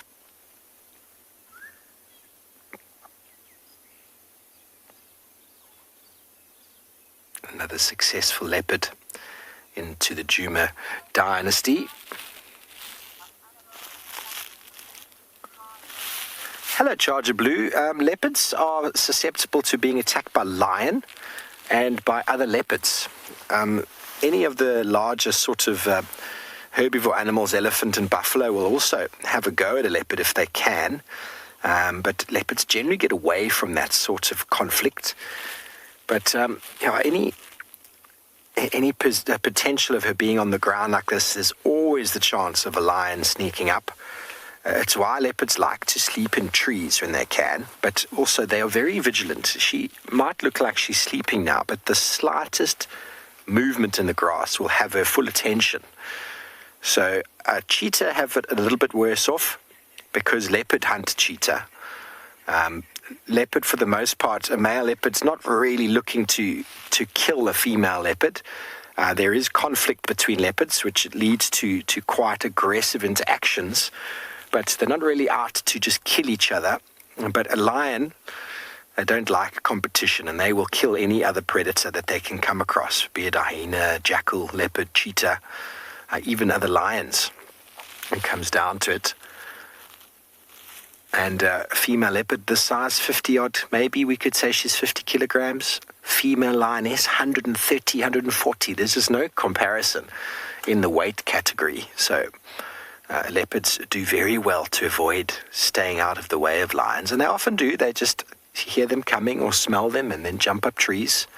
They can get much higher in the tree because of their weight and their agility. And it's why she won't, with a kill on the ground, won't sleep near it, because that kill is the reason there will be competition. The primary reason for competition out here is food. And if a lion came across and it smelt that food, it would go straight for the meat. It would secondly go for the leopard. It wouldn't go for the leopard first. But if the leopard was too close, it could incur the wrath of the predator moving in to try and get the meat. But if the leopard's not there, it's a free-for-all, and the lion will just claim that meal and eat it.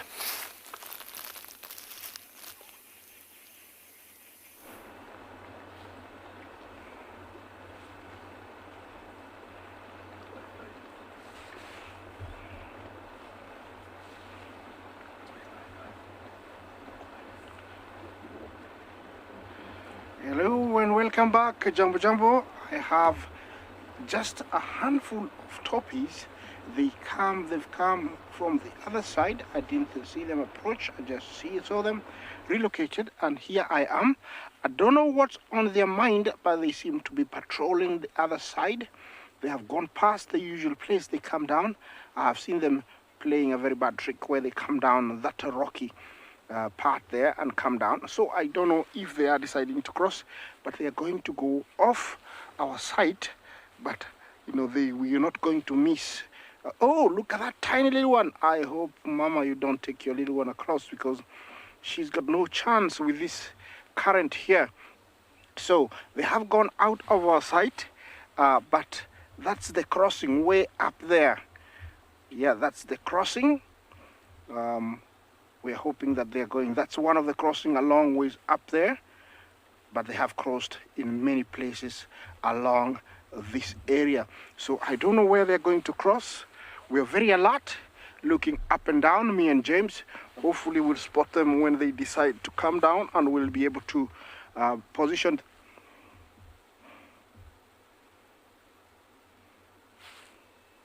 Jakarta, good morning. We say Jumbo in Kenya. You ask, how long does the crossing season take?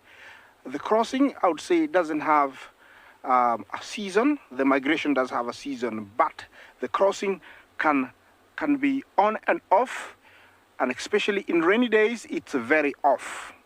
The moment there's a little bit of rain, for some reason, I don't know if it's the effect of crossing the water and being rained on water that deters them from crossing, they don't cross. But once there is nice weather, hot, nice sunny sun, we do get crossings every about 2 weeks. On a very long time, we would get a crossing every about 2 weeks.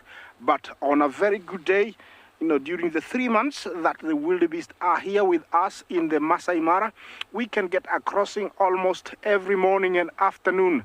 And in between, it is not programmed. They can do what they want, and we have seen crossings any time of day. Jakarta. Yes, I'm watching these toppies because now they're right behind me, and behind there's a bush. I have to be very alert so that they don't come down. I've seen them come down a very tricky spot. What you see there is a Nile crocodile. And he's one of the owners of this water. When I say owners, he keeps everything that goes across on check. And I'm sure he's waiting maybe for his next meal, whatever it's going to be. So I'm staying alert, and hopefully something happens soon.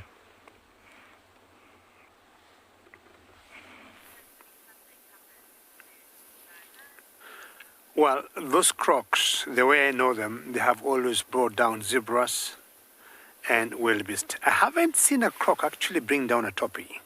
Maybe there could be a possibility. My toppies here, they're not being waited for by crocodiles.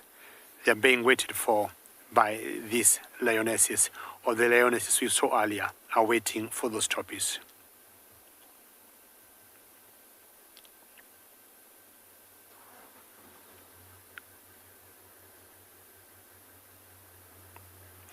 Now, funny, because they came out of the grass and right in the middle of the road. The plus for them, they still blend in very well on the road. I'm not sure they will cross to the other side of the road to go closer to the toppies, because to me, they are showing every sign to get themselves some breakfast of some sort. And again, for those of you who could be joining us now, this is the Olololo Pride. And remember, we are coming to you live from the Maasai Mara. And should you have any questions or comments, please send them through. And you can tweet to us using hashtag CGTN World or hashtag World Earth. I'm still convinced they're looking for breakfast.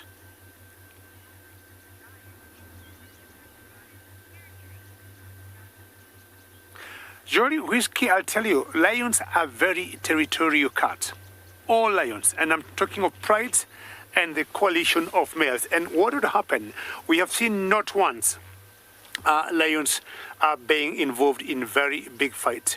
This particular pride here, sometimes last year, but one was involved in a very big fight with another pride that we call the riverbank. And apparently we lost 2 cubs from that fight.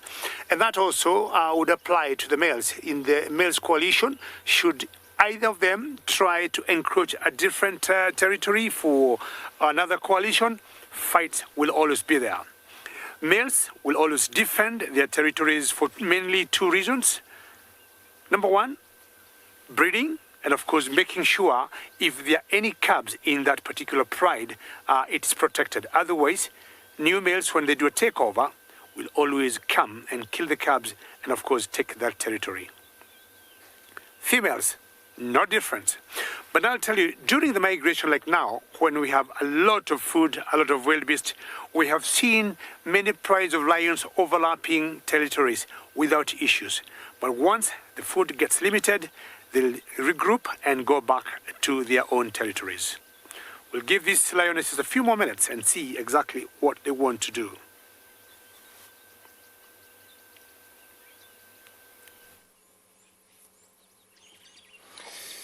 Good morning, everyone. Good morning back here at Djuma Private Game Reserve. It's a bit cloudy, but it's beautiful. Hi, everyone. My name is Andrew, Theo on camera. So we'll be talking a little bit about these animals, see what that giraffe does for us.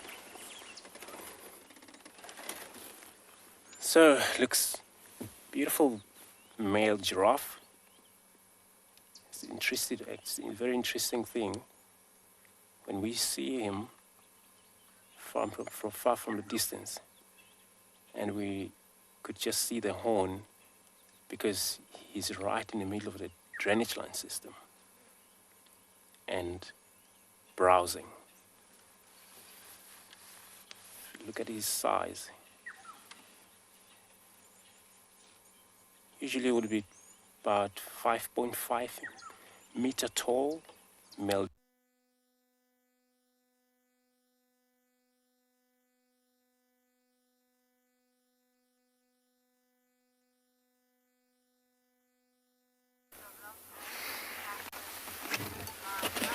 Sorry about that, everybody. Technical issues.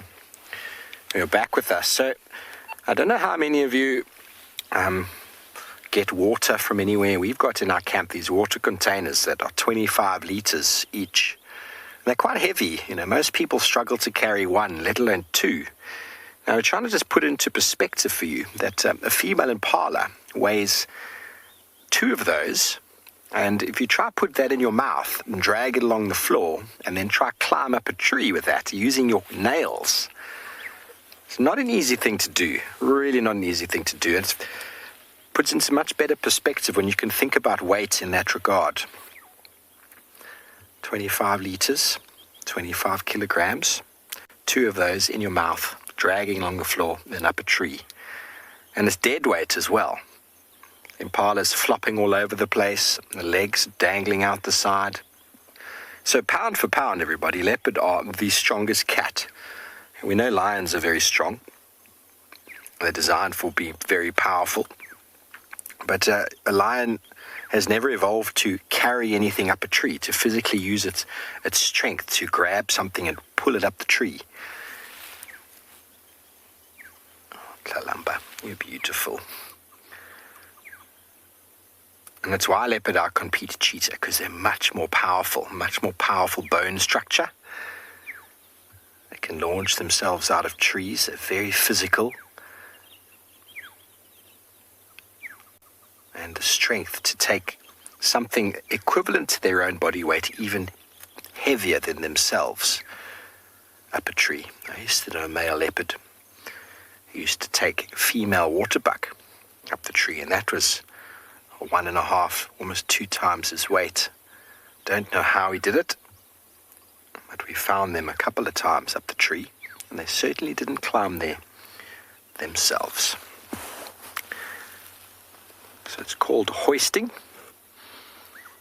And you hear quite often on game drives, if someone finds a leopard with a kill hoisted up a tree, it's a much more reliable sighting than one if the leopard is walking, because the leopard just walking is quite hard sometimes to stay with. But one that's sleeping like this, well, not too difficult to stay with, unless she gets up and moves. I don't think she's going anywhere right now. You'll notice that her belly is moving quite a bit. You see that, BK? So the belly looks like it's pumping there, and that's because she's eaten. And when the tummy is full, it pushes on the diaphragm, which actually decreases the capacity of the lungs. So they seem like they're breathing very deeply, but actually it's shallow breathing because of the lack of space. Everyone's considering the power of the teeth and the jaws. Yes, indeed. Can you imagine? I mean, just imagine pulling yourself along the floor with the gravity pushing your weight down. So most of your weight is on the floor, and try and pull yourself along the ground using your nails. Now, the leopard's picking their entire body weight up the tree, plus that of an animal equivalent to themselves, using their nails and their teeth.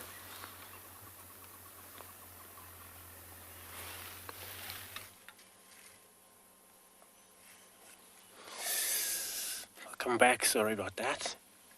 We still got a giraffe. He hasn't changed this position. He's still static, feeding. So when we get interrupted, I was talking about toxic tree, which is a tamboti, a tree out here, highly toxic for many others, human and other animals that they don't actually browse. But we've seen a giraffe feeding on this type of a bush, as you can see right now, and there's no problem about that.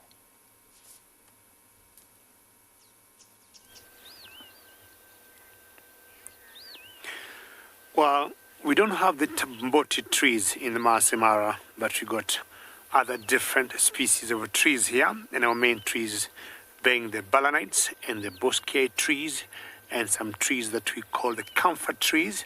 Now, our lions are still on the road, and if you look carefully, the direction they're heading to, you can see their plans. The toppies took off, the boreholes reed back took off, but got zebras who I do not think are aware that these cats are this close. As I said earlier, they blend in very well as they walk, and my guess is My guess is they're heading towards those zebras. And I'm really enjoying how Bungay, who is on the camera this morning, is filming these animals, having the lionesses and the zebras together on the frame. And the light lioness to me seems to be the pathfinder here. She seems like she is making all the important decisions. See how they stop. And most important, they're in touch. Look at the tail of one of them and look at the movement of that tail. To me, it's all communication between the 4 females. And one lioness keeps walking, followed by another. 2 have stopped. I think they want to come out with a strategy where maybe one may go in front, round them off, or round the zebras off, and then maybe chase them towards the 2 waiting ones. Maybe. I mean, we're yet to see what they're planning. They could have a different strategy. That's my own strategy.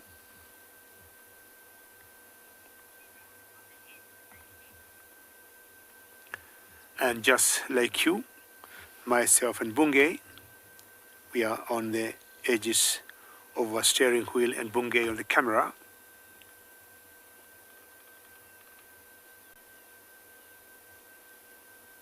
There they are, moving a little closer.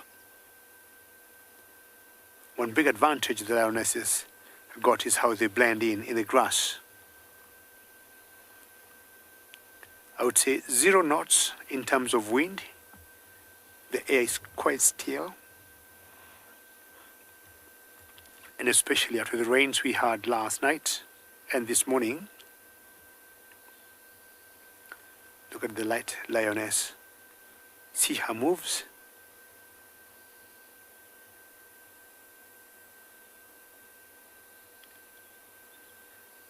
We not want to interfere with the hunt, but maybe at one point we might want to go a little closer. See how she's crouching? It's very typical for cats. And I'm looking at that body posture, body language. I like it more with the leopards than the lions. How you see leopards disappearing in the grass and they're still moving, and you see like they're not even there. Lions being a little bit bigger in size, we can spot them from a distance. Bungay, would you want us to move a few meters a little closer, or are you happy there? Just a few meters. We don't want to interfere with this hunt, but there'll be no harm moving just a little closer. They're quite far away from where they are. We'll give them their space and not interfere with the hunt. We don't like to give anybody an advantage. And this will be a highlight for me this morning. I really wanted to see the lions, which is so, but I didn't expect to see a hunt. But first stop here and be off the road, and hopefully nobody's going to come behind me and want to pass. I'm going to stop every other vehicle that will come behind me and tell them we're going to hunt here. So we're going to watch from here. But if you look at them, I think all the plans have been made. It's just now maybe to execute the final plan. That gate you see there is called Olololo Gate. Unfortunately, there's a car coming on the other end. I don't think he has an idea of what's happening here. It's not his fault, but it is what it is. Fortunately, he stops right in the middle of that hunt. Hopefully someone should just tell him to keep driving away.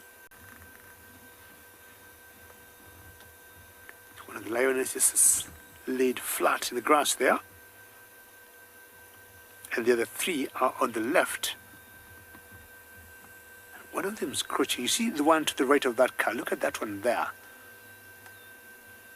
Very still. Moving very slowly. She got very good cover of the grass. And as I said earlier, my strategy was maybe one of them will approach the zebras and make them move in a particular direction where the other three could be waiting in ambush.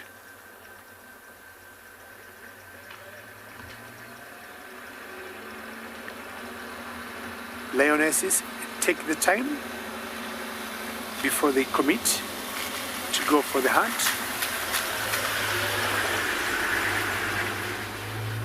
Let's just wait and see. But all the four got enough cover from where they are. Either the grass or blending in on the road. Either the zebras can smell them. I can hear a bit of alarm calling from the zebras. But I do not think they have seen them. Something out of some intuition of some sort.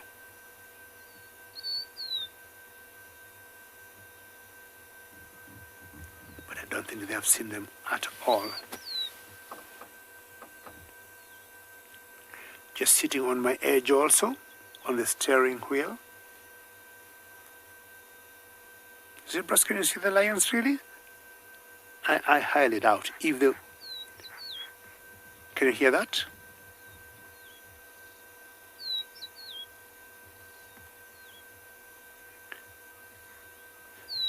Yeah, either it could have been given away, not sure by what. But of course the zebras are much higher. And I think this particular two have seen this lioness. That's my guess. And you can tell from the way they're looking, they can see some danger. 30% is the success story. So they always have to keep trying again and again. I'll still continue spending more time here with these lionesses, and hopefully this time they might be lucky.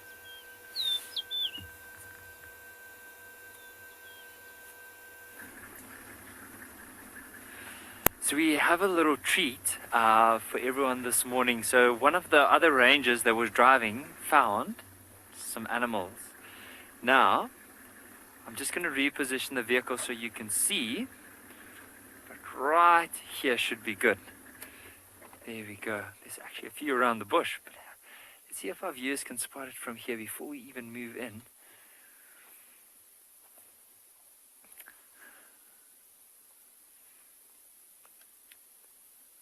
There we go. You'll probably see the big, round cup-like ears just picking their heads up out of the grass. So what we're actually looking at is the African wild dogs.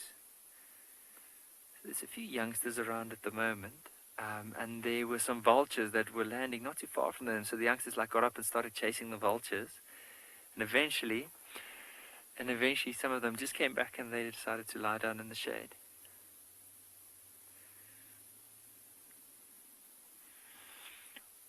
What I would love to do is from our angle now, oh look at them getting up.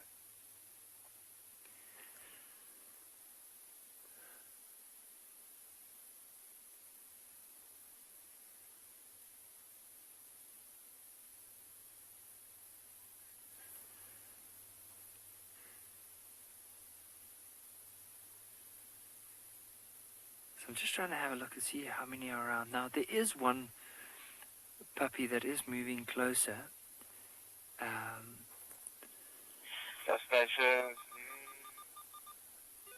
And what they might even do is, because of the area that they're in, you can see their bellies are pretty full, so they might have had something to eat. Went down to the water yesterday to drink, and then eventually came back into this open area. And this is where they're going to probably settle for the majority of the day. Now there's a hooded vulture that just landed at the back. Now, the hooded vultures would often follow the wild dogs, of course, if there's any scraps that they can go and feed off, but also they feed off the scat of these wild dogs. So you can see whenever wild dogs are in the area, these vultures will follow them. But what's funny is that when the pups see them, of course, they can't help themselves but to try and chase those vultures. So we'll see, once they get too close, you'll see the puppies getting up and hopefully start chasing them.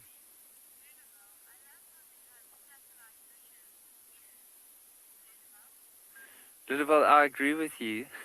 Just look at those massive cup-like ears, and just like by having those big ears, just so that they can hear and listen out to any noises. And they also often, because they occur in a lot of open areas, you should see how whenever they do hear something or something would be moving, that they are able to pick up those noises. So I was just looking at, there's a vulture at the back that is moving closer towards the road. So I'm just seeing if there's any puppy that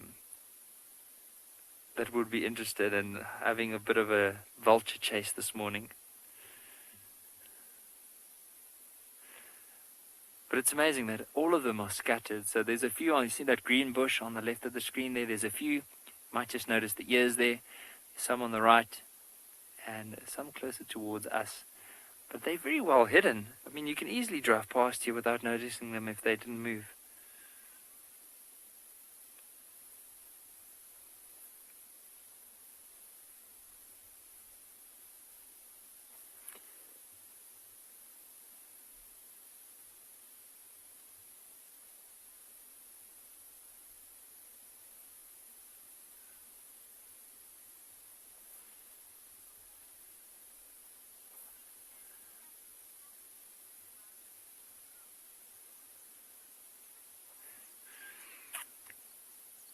Sassy Cassie, I'm not sure. Like, I'm sure if the youngsters would catch it, which would be very unlikely, the chances are it would probably be more out of curiosity, but they'll probably try and eat it, but it's not a preference. Even with the adults, I don't know if there's even any record of them being able to catch a vulture. I know something like jackals. It has occurred before where they would catch something like a vulture and then eat it. And I mean, a wild dog and jackal often follow the same type of diet. So maybe there's a good chance that if they do catch one, especially if they are hungry, that they might feed off of it.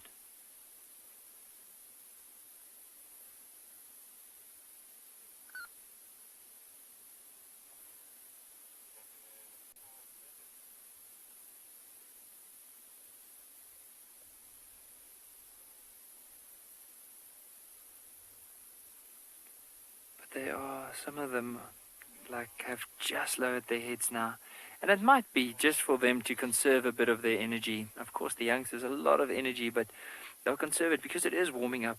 You remember that one that walked across, its mouth was open, and often with dogs, whenever they open their mouth, it's often a sign that it's probably quite warm.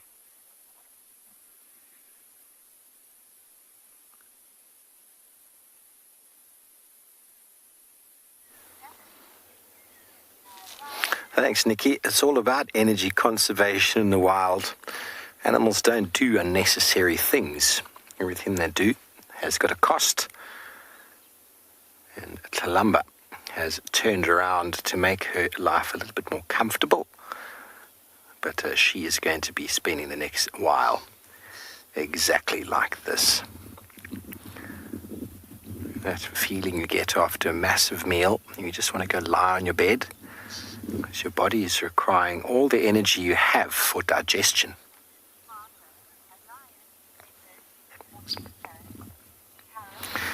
Oh, Carol, that's a very tricky question. They're very difficult to put the word intelligence or smartness towards animals. I think all animals are incredibly intelligent. Some rely more heavily on instinct.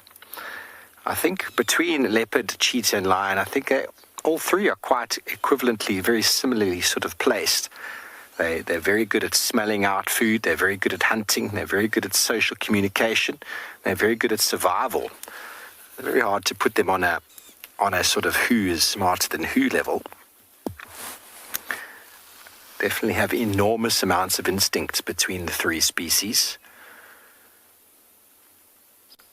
They go by memory, instinct, and whatever drivers happen in their day. When it's time to sleep, they sleep. When it's time to eat, they eat. When it's time to hunt, they go off to hunt. So those are all, and survival kicks in, survival instinct kicks in. I think we ourselves have got enormous amounts of survival instinct or instincts in us that sometimes we don't always listen to. But living out in the wild, animals, all they've got to go by is their wits. And that's what's put them where they are, out in nature. Obviously, leopards are very adaptable and they're able to survive in areas that lions wouldn't be able to. Cheetah as well. When it comes to pressure and habitat loss, leopards somehow manage to still do very, very well. Whether that's a smart thing or whether it's an adaptability thing, it's very hard to really say. But leopards are very elusive. They're able to climb and evade. And there are areas in the world, namely in India and places in South Africa, where leopards survive very close to humans, almost without being seen at all. Well, it's very hard for lion and cheetah to do that.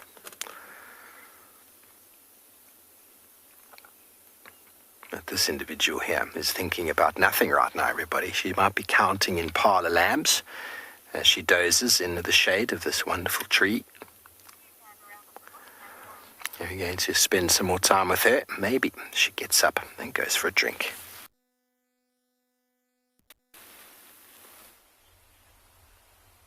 Welcome back, everyone, again. We are still here with our lovely cheetah. As you could see now, she's up and scanning around. Because of the wind, she just started picking up a little bit. And she felt a bit more uncomfortable to be in this area like that. But she's like checking around. But yeah, she's just sitting up for now, listening and checking everywhere, just to make sure she's still in a safe place. Like, never say never. As we can mention area, the bellies look very full, but not sure if because of the pregnancy or just being well fed, whatever she caught. But yeah, only way we can able to tell if there's anything come around into the area. If she start hunting, then we know it's just because she must be pregnant. But looks like she's gonna settle down. There we go. She just lie down now. Yeah, just the wind is picking up a bit. She will be a bit more checking, listening, keeping herself in a safe place.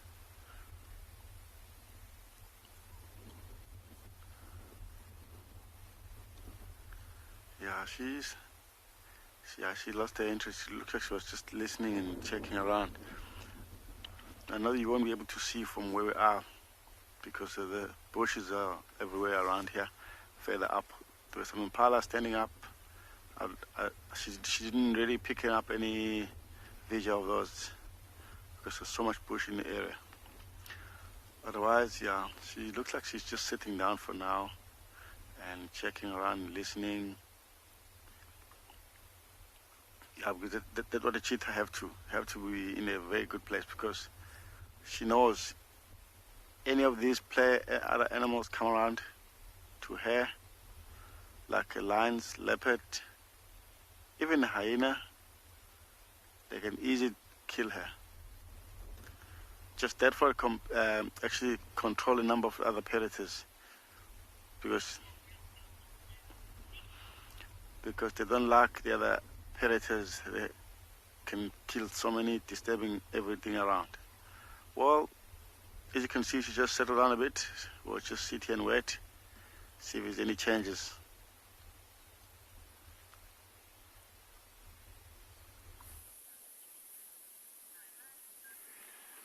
Notice how this puppy, like, remember we spoke earlier about it with the mouth open, like panting, so you can see it is warming up quite a bit now.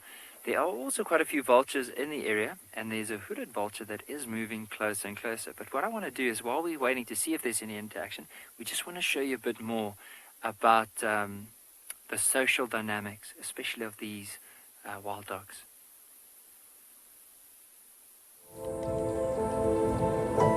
This is the African wild dog.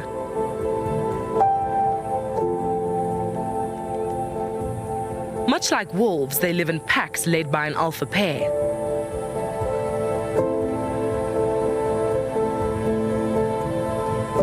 They are confident, fierce predators.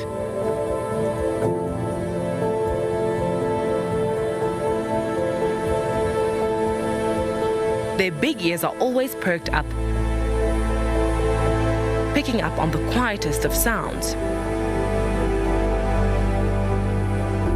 Their lean build means they move quickly, ducking and diving after potential prey.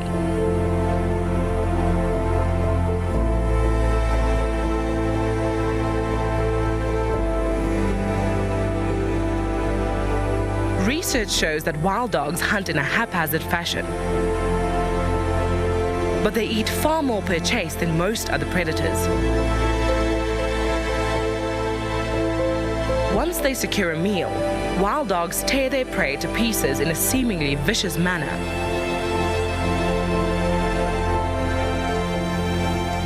Their indiscreet manner of eating often attracts unwanted attention. But wild dogs are defensive and will do all they can to keep their hard-earned meal.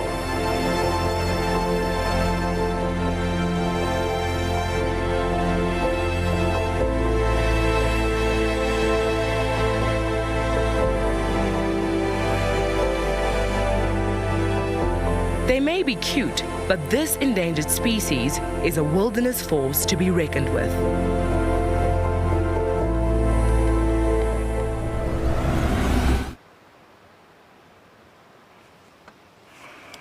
Jumbo and welcome back to the Mara Triangle in Maasai Mara.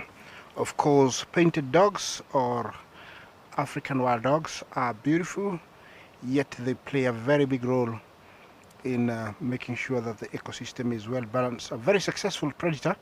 Surprisingly, my first ever wild dog, I went to see it in Botswana. I had to fly all the way to Botswana to see one. But they're making a comeback in Kenya, not here in the Maasai Mara, but the northern part of Kenya.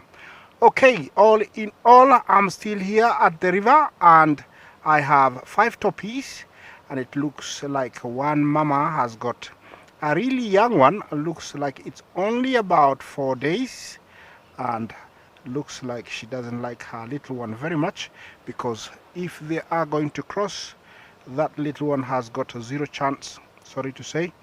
These guys have been roaming that bank for the last about 25-30 minutes, and I've been chasing them up and down. I am hoping it's going to be a crossing of 5 very brave, 5.5 very brave, toppies, because the river is rising, and yeah, the river is rising, and it really looks nice, although it's still drizzling. They look like they really want to go, but I don't know when they're going to go. Yeah, it looks like she wants some milk. Is mama gonna give us some milk? Let's see.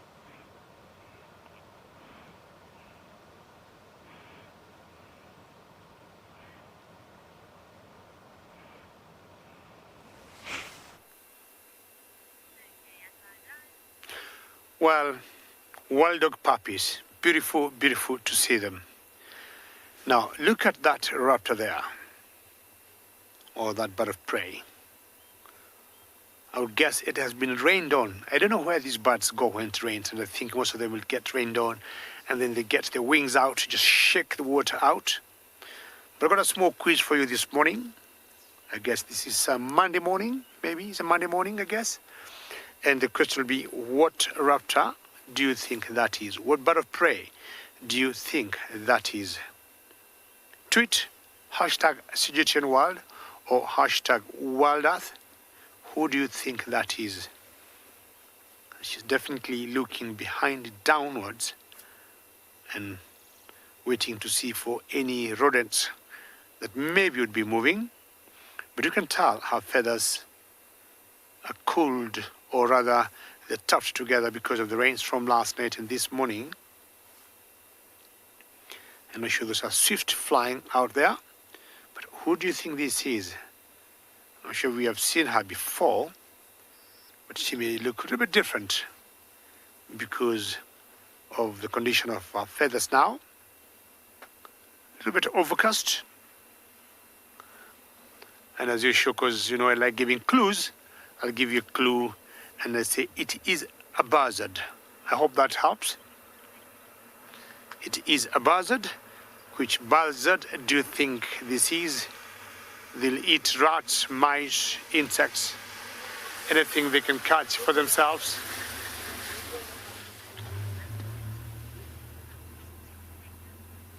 Control Detective says African hawk eagle. Pretty good try, keep trying.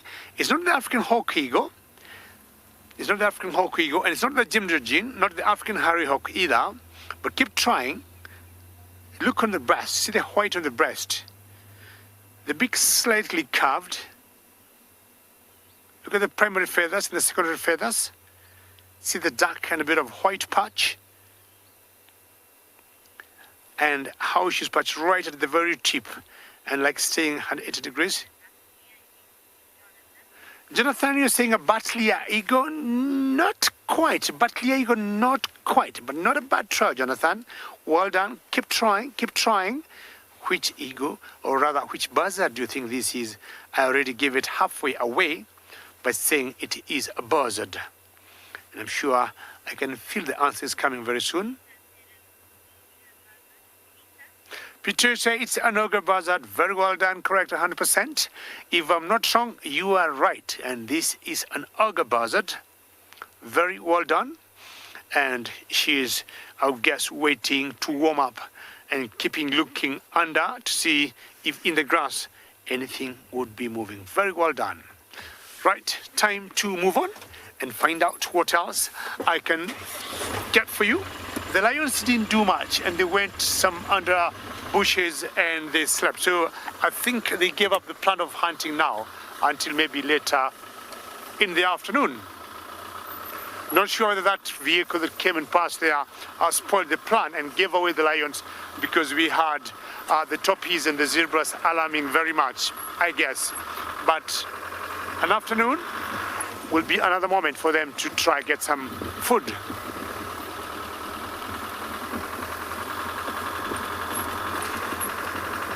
All right, let's see what the road ahead has for all of us.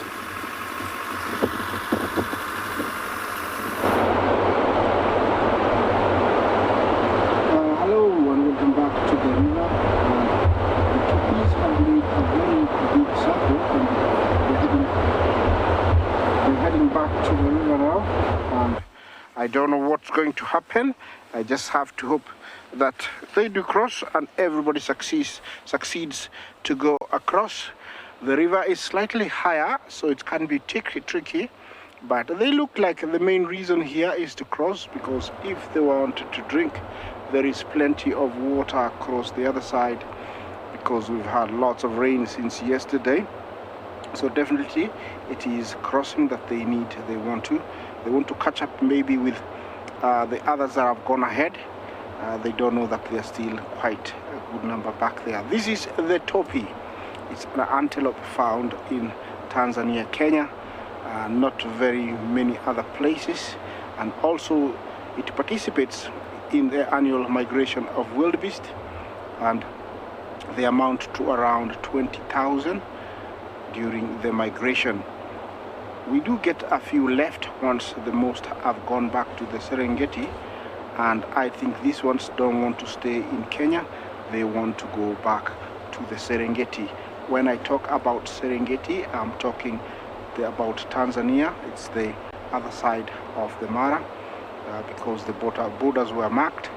So it is called the Serengeti. They go there and spend most of the rest of the year back there, only coming here for a few months to, utilize all the grass that usually is in abundance up here. Looks like there is a leader, and he is very determined to find a crossing. I don't know where he is headed. It might be tricky because there is two monster crocodiles, and those ones won't allow them to cross, so they will have to choose from where they are backwards. But who am I to decide anything for them? They already have made a decision they want to cross. I cannot interfere on where they want to cross.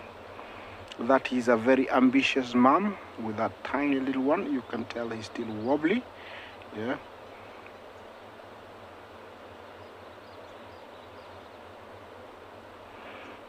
Jonathan, did you say Kanaka across the crossing? No, it can't.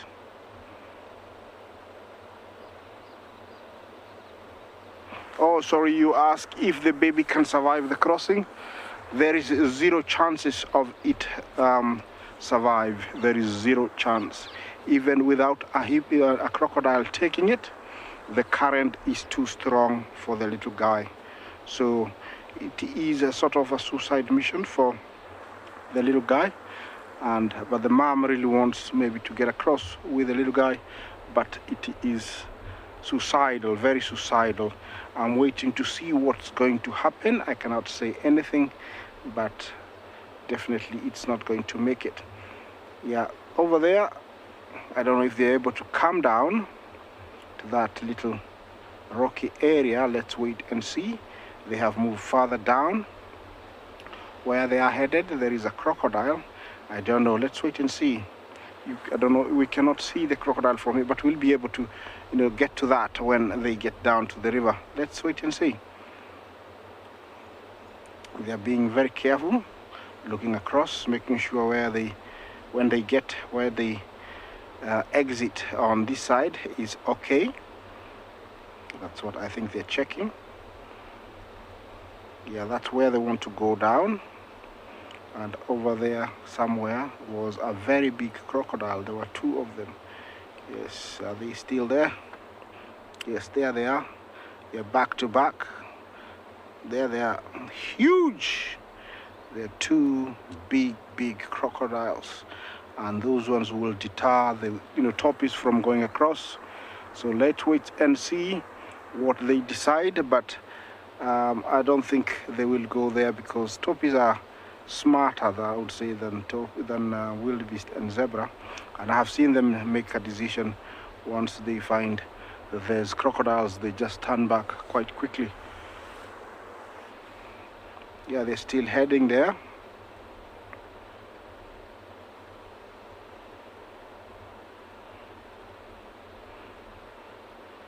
Okay, I'm just gonna wait here. Hopefully they get there and we'll share what they decide to do. Okay, let's wait and see what's going to happen. But you can tell that maybe the mother has taken the lead, and I think it's a wise decision because she needs to make a decision for her little one. And you can tell she's very alert. That raised head, ears pointed forwards, and like acting like a radar, the ears, that is being very alert and making sure that everything is all right. Yeah, that tiny little guy is out, I said about 4 days. Is he gonna get some milk? Okay, let's get a drink before we go, something like that. Yeah, it's about 3-4 days, very young. Are you gonna get some milk? Yeah. Nah, mom is not ready. I think she has thought twice about going across. It's a wise decision, mama. It's a wise decision because there's no chance the little guy will make it in these waters. I'm watching these guys, and if anything unfolds, I will be with you in a moment.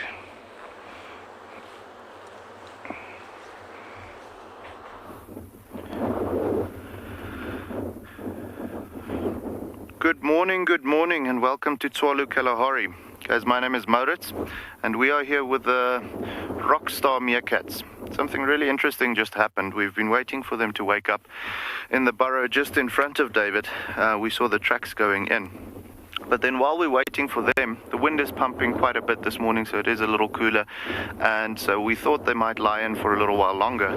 But while we were waiting for them, we actually had this one individual coming completely from a different direction. You can see he's stretching a bit now, he or she. I haven't actually seen whether it's male or female. I didn't want to disturb it and possibly have him or her going into a burrow system and then missing it.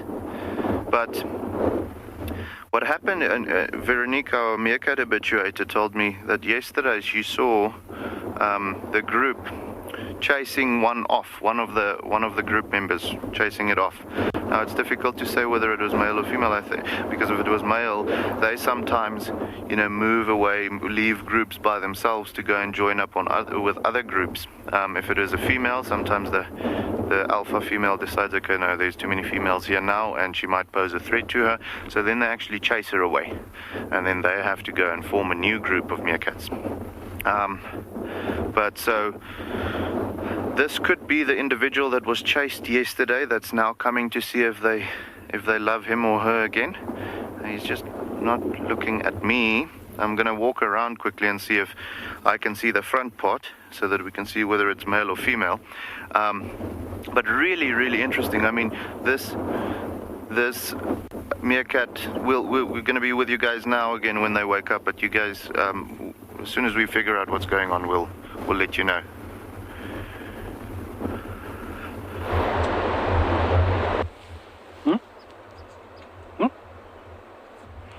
Okay, welcome back. And they have make it to the landing spot where the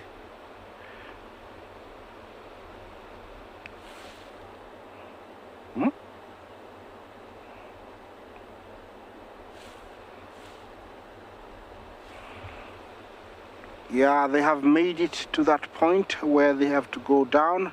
There's those two crocodiles, remember? So let's wait and see what's going to happen. Are they looking at those big two crocodiles and thinking they are logs, or are they do they know they are crocodiles? Let's see what's going to happen. If the crocodiles moves either to get deeper so that it's not noticed, it's going to be over.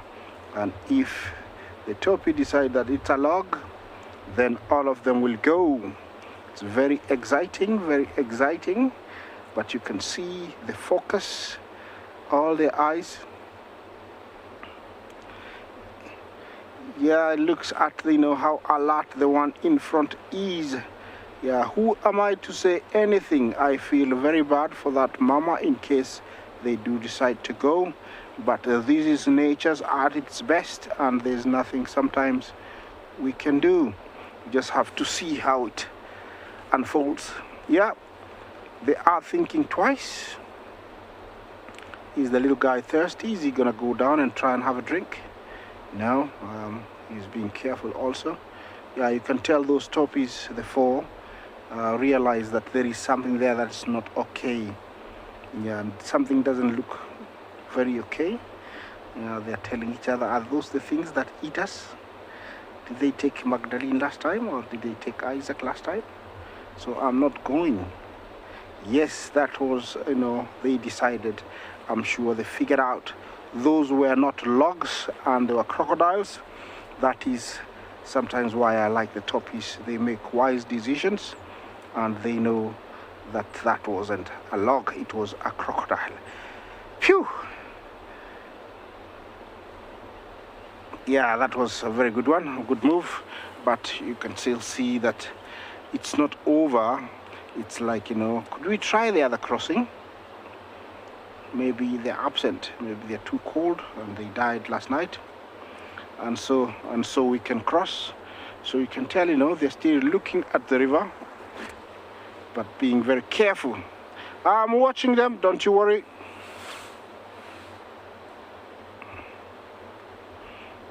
If you look past this tail through, but don't stick here in this. Welcome back again. We have left giraffe, or bull giraffe, since he was not actually static there. He was moving around feeding elk breakfast. Call that. Now, in this hole, we only see the tail. Looks like a monitor lizard. By looking at their tail there, it looks like two of them. You can see the whole. Also, if you look past that tail through the wood itself, where the tail is swinging into, you're able to see a little bit of a glimpse of the whole body inside the hole. Looks like that hole, it's not properly whole, it's got a little crack in it. It is indeed a big creature out here. So they're just not, we near the water anyway. They are water monitor lizard. So they're probably aiming for a warmer until they move out of that to go search for their food. Remember, they can eat almost everything they can, such as millipede. Yeah, wow, it is. Looks like that tail, you would mistake it really. Think maybe it's a snake, but it's not. Looks like it's trying to push it back or move it in, which I think they won't fit in that little hole. I'm not sure what's happening there. Maybe there's also male trying to disturb her or in that little hole. I know usually mating takes place near the water, but you never know.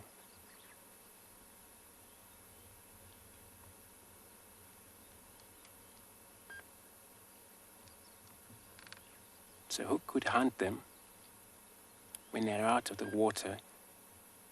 It's the eagles. Marshall eagle will take the bigger one. Remember, length, it could be about nearly a meter long, that thing. And when they're inside the water, they would search for fish,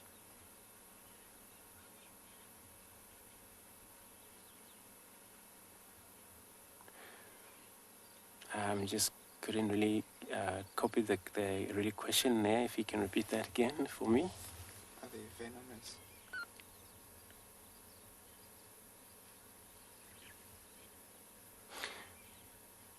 Cornhuskers. Yeah, that's a good question, that. There's never been a record for a venomous monitor lizard, either this one or the rock monitor lizard.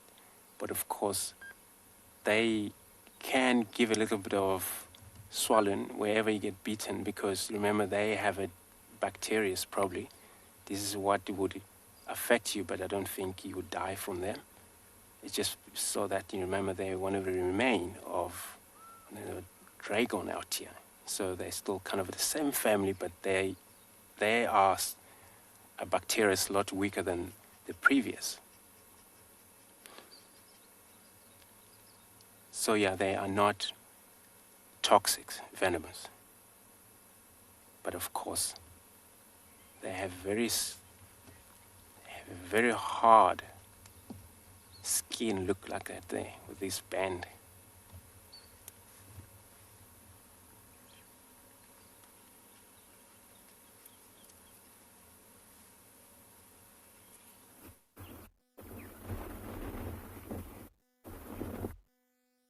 Alrighty guys, so something really interesting over here. We have now actively identified this meerkat as the alpha female of the rock stars. So, well, used to be alpha female. It's very possible that we all know that the beta female within this group is actually heavily pregnant. So it seems like this is the one that was kicked out yesterday. Possibly the female, beta female, now getting to the point where she's either given birth last night or very close to doing so, and she knows that if she wants her babies to have a 100% of being accepted in the group, she needed to push out the alpha female. Now this happens, guys. I mean, for alpha females in a group of meerkats to be rotated from time to time is completely natural. I mean, obviously one alpha female will be dominant as long as she can, but she also gets old. And there is also younger females that will grow up and get stronger. They say the average for an alpha female to remain dominant, average time, is about 31 months. Now, okay, that's a bit specific. Obviously, that's the average that they use. So let's say around 3 years for a particular meerkat to be the dominant female in a group. And this is now taken over the entire Kalahari or wherever you'll find meerkats. So there's lots of groups being studied and all of that. But it does seem like she has a couple of bite marks, the alpha female as we know her. She's got a couple of bite marks. She just here where her tail attaches to her body. It's difficult to see, like specifically, we just see a little bit of swelling, and that's typically where you'll find the meerkats when they fight with each other, where they attack first. So it is very, very possible that she might have been dethroned by the beta female because she's getting close to giving birth. But also, you know, like I said, it is natural for them to rotate the roles. This particular female might not become alpha female again if she has been dethroned. It's difficult to really say, but like we mentioned earlier, she came from completely a different direction. So we'll have to see how these things pan out. It will be interesting to see.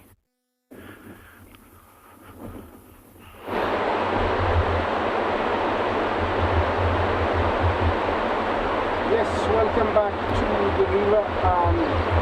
Our puppies have made a decision to come back.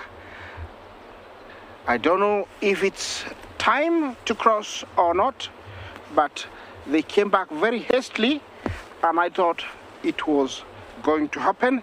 Then they arrived and looked down, and I think they remembered crocodile, and they decided, okay, we're not going to go.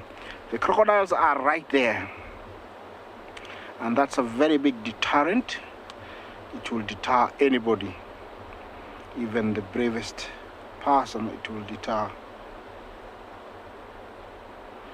Yes, so it is very tough, very hard for me to say anything until either they go back or they cross.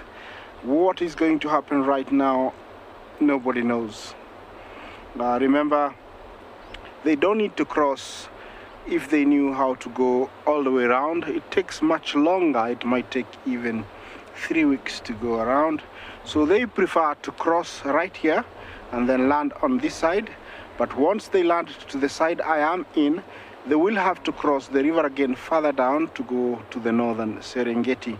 So it's actually even harder, and chances of them surviving goes down when they cross to this side. But they don't know that.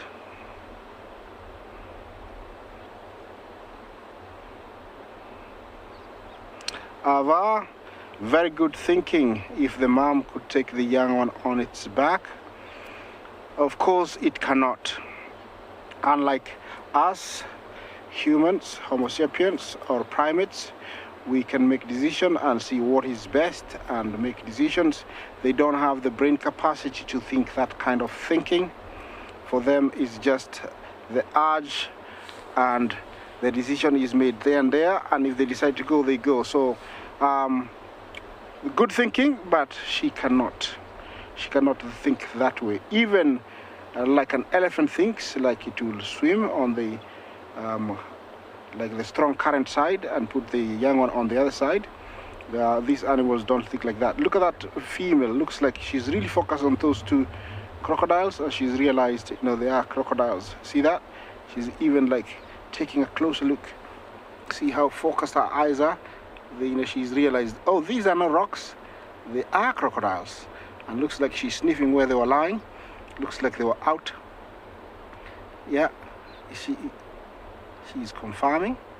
Yes, it's crocodile. It's crocodile. She might take off from there. Yeah, she's smelling. Same time, not taking her eyes off those two crocodiles. If they do make a mistake and move, she'll be out of there like a, you know, like lightning. You see them, they're parked there.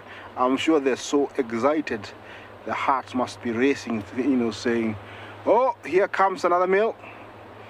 Yeah, they're already, I think, laughing inside. But the toppies know they've seen them, and it is very risky to go across. So they are leaving. And remember, it's not over until they cross, because basically that's what they're really looking forward to do. They are looking forward to cross. So they have left, not very far. The decision hasn't been fully made to leave this section of the river. Yeah, she cannot believe it. Those two are crocodiles? Maybe she's not sure. I think she's not sure, so she's still trying to make sure they are crocodiles. but she hasn't confirmed.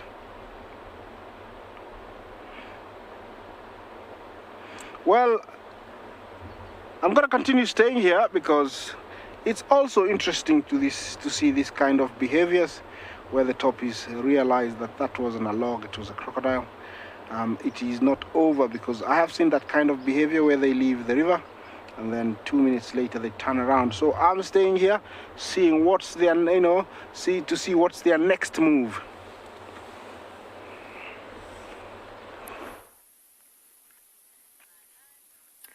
How incredible is this? So today at Ambient in Gala, it's not failing to deliver at all. So one of our other rangers spotted cheetah.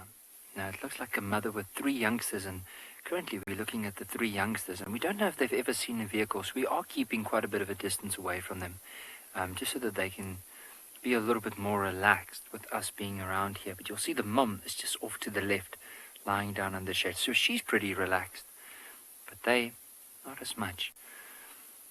And we know we are at a good distance, because if we look at those youngsters, they actually started falling asleep. So that means that they don't see us as any threat, or their behavior isn't influenced by us being here. And often with cheetah, like those wild dogs, they tend to hunt in the day when all the other predators are less likely to hunt. Just notice her mom's sitting there where she can keep an eye on those youngsters. And the youngsters, of course, if you look at the back of their head and their neck, you'll notice there's quite a bit of white on the back, and they have lost a lot of their black. Because normally when they're young, they look like these honey badgers with white over their back and then black over their belly. And then as they get older, they start losing it, and that normally starts happening from 5 months. So it's hard to judge because they are lying down in the grass. But if I had to say an age, probably be around maybe 5, 6, maybe even more months old. And they'll still stay with mom, depending on, even if they're male or female, they'll stay with mom at least until the age of 1.5 years before they'll all go their separate ways. And let's say all of them are females or males, they'll stick together for at least another year after mom left them. And then from there on, if they're males, they'll stick together for life. They form that coalition. But if they're all females, they'll venture off by themselves, find a new area, and hopefully one day be a mother as well.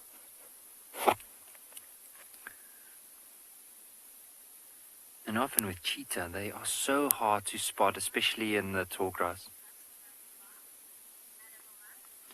Animal life, they can run really quickly. Like, to give you an idea, with that mom, like if she had to run, of course we know she's the fastest land animal in the world, and she can cover quite a bit of distance. But let's use an example to illustrate how fast these little ones would be. Now let's say suddenly there was a lion behind these cheetah. Now our distance, so if we zoom all the way back, just to give you an idea, so from where they are until where we are now, oh, there's the one getting up to go to mom. Let's just have a look before.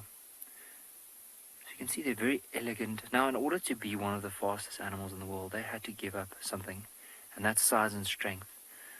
Because of that, they are very lean, elegant, and they can't really rely on strength in order to fight off anything. It's more speed.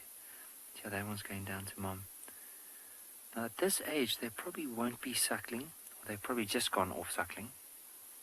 There's a chance that they might still try to get something from mom, but they will be able to feed off, especially if mom makes a kill. But if from where that mom is to us, it will probably be said to, I just want to quickly respond to this one ranger, because he also wants to see cheetah. Fred, make your way. I'm just quickly live. I'll respond soon. So I just wanted to let that ranger know, because they're also keen on coming to see those little cheetahs. But so from where we are to where that cheetah is, so if there would have been any danger, those little ones will be able to cover this distance in less than 4 seconds. Because it will take the mom almost just over 3 seconds to get to 110 kilometers an hour. So for those youngsters, they won't run 110, but they'll run really close to maybe even 70, 80 kilometers an hour. So that's really quick.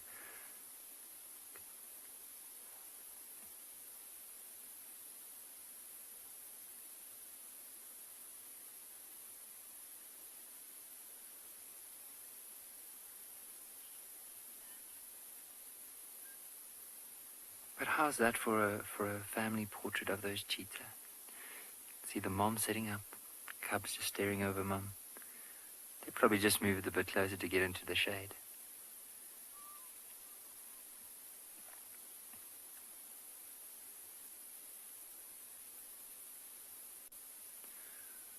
See how mom is just looking around, carefully scanning. Based on her belly, I don't think she's made a kill this morning. And for her, she'll probably, especially with those youngsters around, she'll have to make a kill at least every second, third day, at least.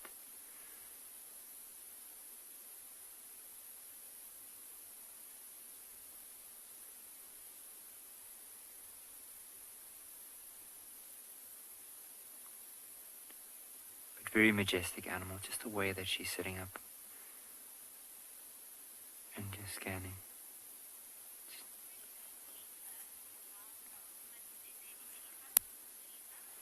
These are not necessarily a hunt, but they will chase cheetah.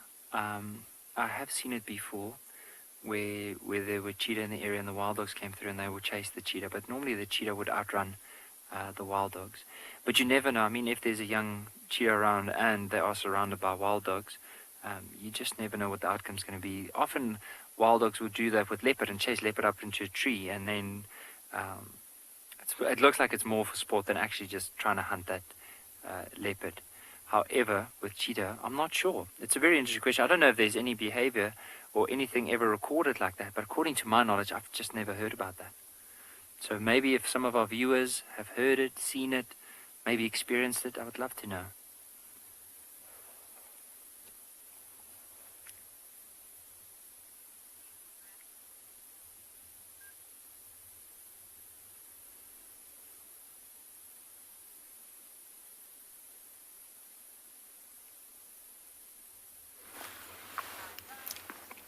Welcome back, everyone. We've repositioned as our beautiful Kalamba repositioned, and she's not turned away again. She was facing us for a moment, but I think she's quite uncomfortable. Oh, he's yawning. Very uncomfortable with the full belly. Can't quite find her spot.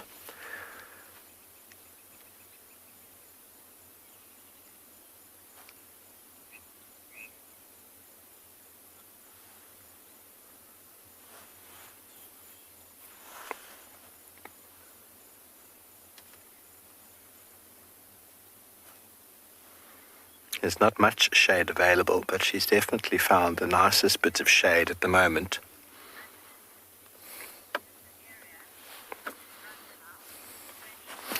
Bernice, that's a good question. I mean, in the area we're in, last year, there was a female from the north called Luna, who's a little bit older and bigger than Kalamba.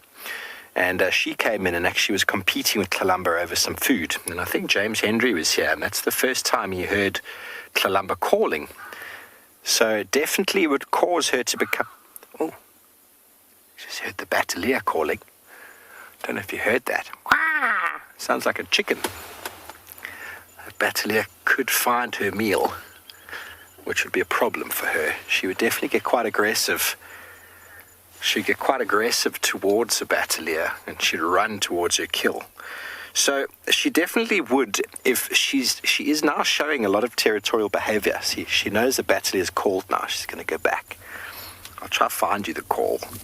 The Afrikaans name for Batelea is called a berghaan. So she knows Batelea is going to try and steal her food. If you listen to my mic.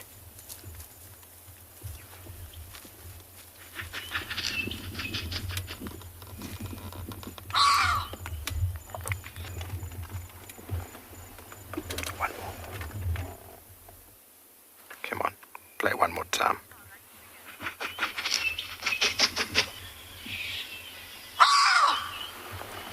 That is what we just heard.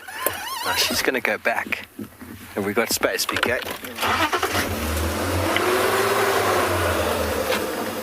She's going to go back because she knows that Batalia is going to try to steal her food, or at least eat some of it. She cannot have that. So what she will do is she will become aggressive towards another female leopard. She might call, she might growl, she'll definitely scent mark and scrape the floor, which is what we've seen her just do now. But let's catch up with her and see exactly what she gets up to.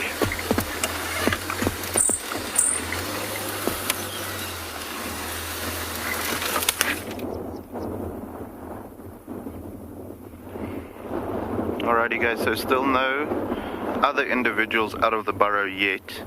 It's difficult to really say why that is the case. It could be that she gave birth and that's why she chased this one off, the beta female now. The wind is pumping, as we mentioned as well, so that could be a determining factor. But yeah, some really interesting times lying ahead with this shift in dynamics as far as the Rockstar group is concerned. We actually just was talking about it right now before you guys came to us. It would be very interesting to see what happens as soon as one of the other meerkats of the group comes out and sees the alpha female standing outside here. Now Nikki's told me, Veronique, our meerkat habituator, has told me that she's seen them kicking out alpha females before and then allowing them back over time into the group, you know, being a valuable asset as far as experience and nursing and not nursing, but babysitting is concerned. It is a good thing to have them still in the group, even though their ranking order has shifted. So it is still fresh, it is still an open wound as far as that is concerned, the shift in dynamics.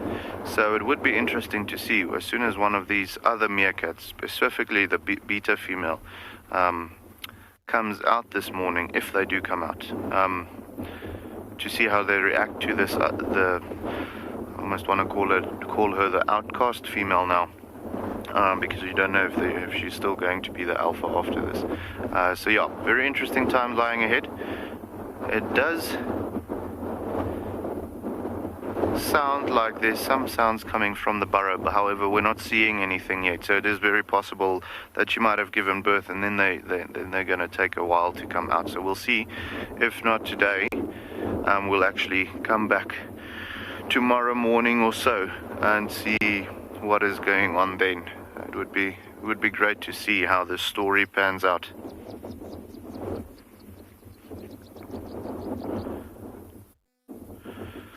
So we had a very good question now. Dakota just asked, can she, the alpha female, can she return her position? And yes, absolutely she can. Like I said, we're not even sure whether there's been a clear shift in dynamics here now. So this could just be the beta female being close to birth and her not wanting the alpha female to kill her baby. So she, rallied the troops and kicked her out momentarily to be able to give birth and have them be safe during this birth-giving process and until they're strong enough, and then they'll allow the alpha back in the group. But it could also be, it looks like she wants to come and have a look at the burrow again. It's definitely possible that she might have lost her throne now, and given a week or two, as soon as she recovers her strengths and recovers from the shock of all of this, she might challenge the beta female again. Because I'm just referring to alpha and beta as we have been doing so the past couple of weeks, so that we know who we're talking about. As soon as we have a clear shift in dynamics, we'll obviously rename them. But to answer your question, absolutely, she can take her position back if she's still strong enough to do so. So it's difficult to say whether it's a definite and a final shift, or whether it's just now so that the beta female can give birth, or whether it's going to be just a temporary thing and then the alpha female is going to take her throne back. So like I said, interesting times lying ahead. But shame, I think this one had a long night because she must have slept somewhere else. She didn't sleep with the rock stars as a group. She came from completely different direction.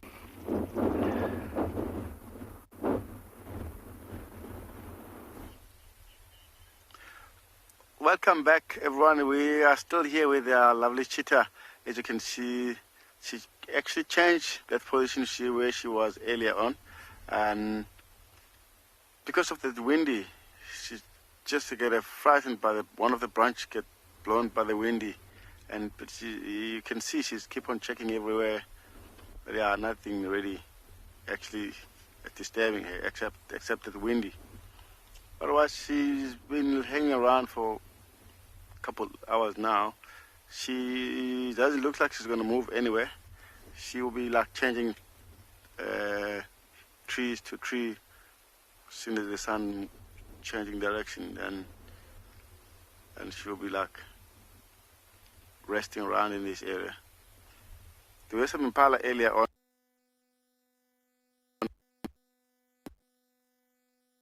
Gonna happen at the end, because sometimes the animals that can come up close to her, maybe she will do something. Okay, cool. Yeah, well, let's hang around here and see what she's gonna do.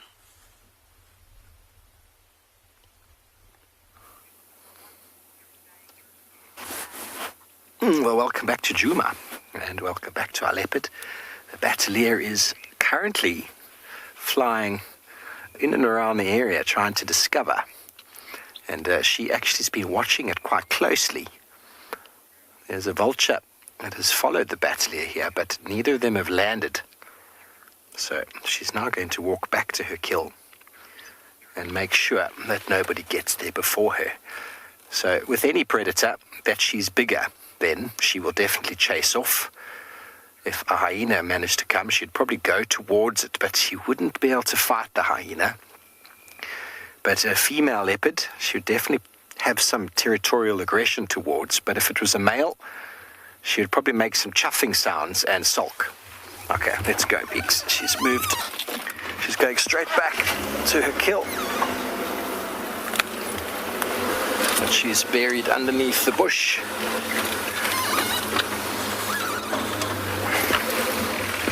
It's all about driving forces, everybody. She's not hungry, but she doesn't want anybody else to steal it from her, including a bird.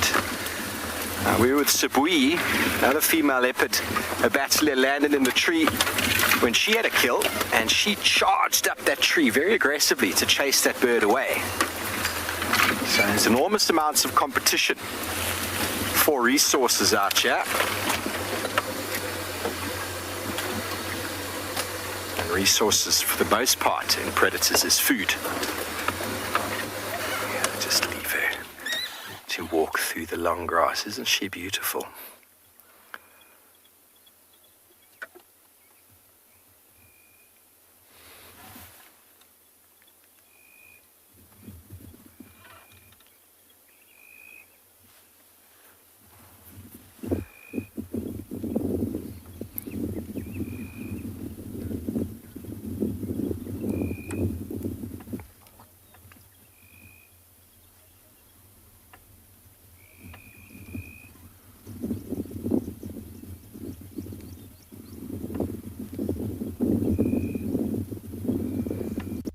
Okay, let's go again.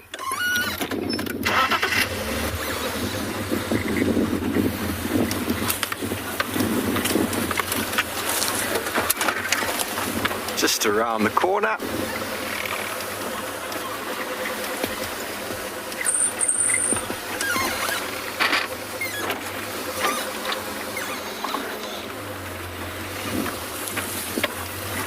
She's going to reposition it slightly, maybe even cover a little bit more. She might even just have a nibble or two just because she's there. Whether she feeds on it a lot is doubtful. But you know that sort of spitefulness, you'd rather eat some of it than let somebody else have some. And this is how leopards are so successful. They defend their food. Yeah, she is. Okay, just going to stop for you right there. There we go. Now, from the air, that is almost invisible, and the battalier hasn't been able to find it. Even from this angle, it's very hard to see. Here we go. She's now going to stay close, because no ways is she going to allow a battalier to come and steal her food.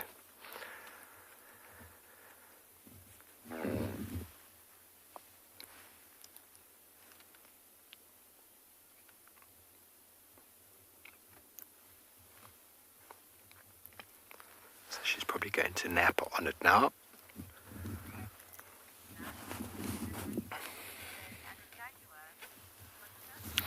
Hello, Mutsa. Jaguars and leopards are very similar. I've never physically encountered a jaguar in the wild, but they definitely are predators that have evolved from a very similar background. Jaguars are more forest dwelling. I think jaguars are a little bit bigger, but I'm not 100% sure. There's a difference in their spots, but I think their social behavior is quite similar to that of leopards. If anything, most big cats, apart from lion, have got that sort of solitary sort of nature. Leopards of India, a very similar sort of behavior to those of the leopards here. The only thing that changes really is the prey that they feed on, and that is determined by the area that they occur in. For example, the leopards we find here in the Kruger Park are far bigger in size and weight than the leopards you find down in the Cape, south of South Africa, where they feed on very small prey for the most part. Same species, but a big male down there is about 35 kilograms. That's 15 to 20 kilograms smaller than a female. So maybe 45 kilograms. So same species, they've just evolved a different size due to the fact that their prey animals are different. So jaguar forest dwelling cats, I'm dying to go and see some in South America.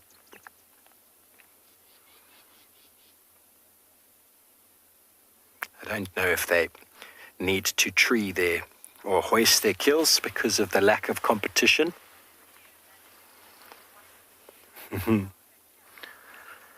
Hello, Richard. You want to know how she's certain we won't steal the kill? Well, Talamba's used to us. We've watched her feed on things since she was a little cub. So basically, if I was off the vehicle and my full human form was seen, she would behave differently to what she is now. She's very used to seeing this car. She's very used to seeing people on the back of the vehicle. That is what we call habituation.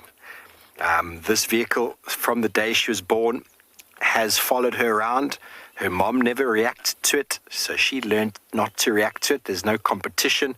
No one from a vehicle like this has ever stolen her food. No one from a vehicle like this has ever chased her from her food or physically hurt her. So that conditioning, which has led to her habituation, means that she sees us as just this thing that follows her around. What exactly is going on in her mind with regards to that is very hard for me to say. But habituation is a conditioning that animals go through where they learn there's no negative reinforcement, no positive reinforcement. We don't feed her and we don't injure her or steal her food. So they eventually just forget that we're even there. We're not a concern to them. But all the other things in nature are either food or competition or potential danger, for example, a buffalo or elephant. And these they know. They know that from an early age because mum would have reacted to a lion. Mum would have reacted to male leopards, to hyena. Mum would have reacted to elephant as well. And so she would have learned how to deal with those situations, and she would have learned to avoid them.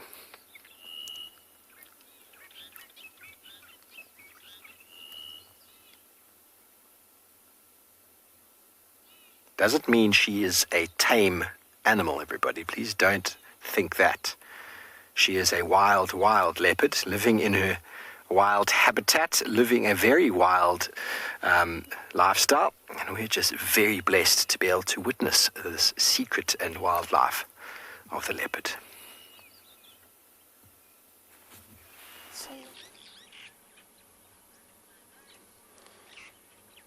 That's great. We're back now in this waterhole, and see what beautiful hippo. We just find them as we move into this dam. See also there's a lot of birds, water birds, as well as Egyptian geese all flying over these, bumming their heads over hippo. But they're still there. Remember, they only come back to this waterhole probably around 4 o'clock this morning, 3 o'clock, to stay in the water for their skin. They have very sensitive skin to the heat. They won't sustain a long time or a lot of hours outside of the water, no, not during the day. There was one of the young ones that was between them. I think it's all gone down too.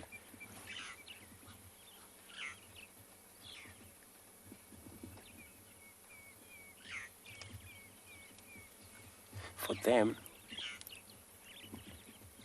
able to move out, it's got to be a dark. That's where they go forage, eat grass.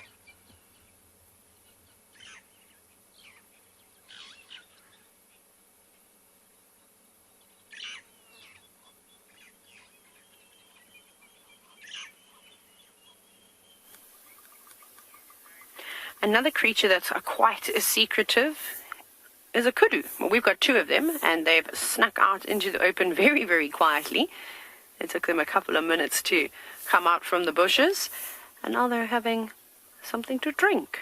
Just the 2 of them, which is lovely. Looks like just 2 females, so 2 kudu cows, and this is what you normally see. But like I said, very, very secretive animals. Some of the or if not one of the most beautiful antelope species that we get in Africa, especially the big males. I'm sure a few of you have seen some iconic photos of kudu bulls with their spiraled horns. But of course the females are just as pretty. But they don't often come out and hang around, so we're really, really lucky to have this sort of nice view. And because we're so far away from them, they're not really bothered by our presence. You probably notice that I've also just speaking a little bit softer than I normally do. My voice normally booms across all of Africa. But look at those enormous ears that they've got. And you'll see every time they've quenched their thirst and they pop their heads up, they look behind them. And then they move those ears in opposite directions. They've got very good eyesight and phenomenal hearing too. That's of course why they've got those big ears. And they're not normally an animal that is partial to being out in the open all the time. They tend to stick to the shadows and along river lines where the vegetation is a lot denser. And that's of course why they do have the big ears, is because instead of seeing their predator, they're probably going to hear one first, maybe a leopard crunching on a leaf. But I talk about it all the time. It's really daunting for the animals to come and drink at Ndlovu Dam, because that's where we are, right outside the eco training camp. And you can see that kudu cow on the right keeps looking over the dam wall, because that's where the lions, well, a lion in particular, lioness, likes to sneak over there. So, a bit worried.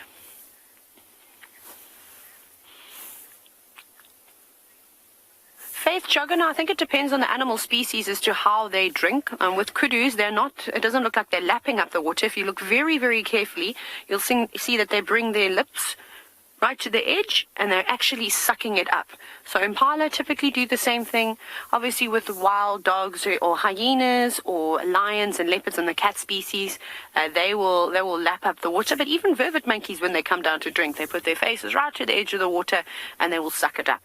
And elephants do the same thing too, but they use their trunks, and then will suck up the water into their trunks and then squirt it back into their mouths.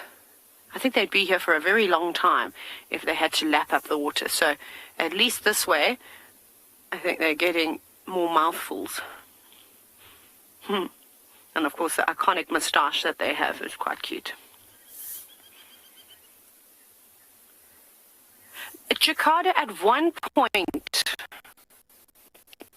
kudu and eland were related. However, they've recently been separated. So kudu are part of the tragelaphid family, the spiraled horned antelopes, whereas eland are now, I think they've been moved into the taurotragus. So it wasn't I think this was maybe in the last 10 years or so that this has happened, but they were thought to be quite closely related, but now they aren't. So the animals that are in the what is it called again? Sorry, the tragolaphids is the kudu, the bushbuck, and the inyala are the ones that you can see here in southern Africa, and the ones that you're most likely to see here on Pridelands, or even at Djuma, or in Pinda and in Gala. You can see them. And then look, another animal's come down to have maybe it'll come down for a drink, or perhaps it's going to feed, but just behind the kudu is a giraffe. Hello, giraffe. Just one for now. Remember, with giraffe, they don't always hang around in herds. Sometimes they spend a bit of time on their own.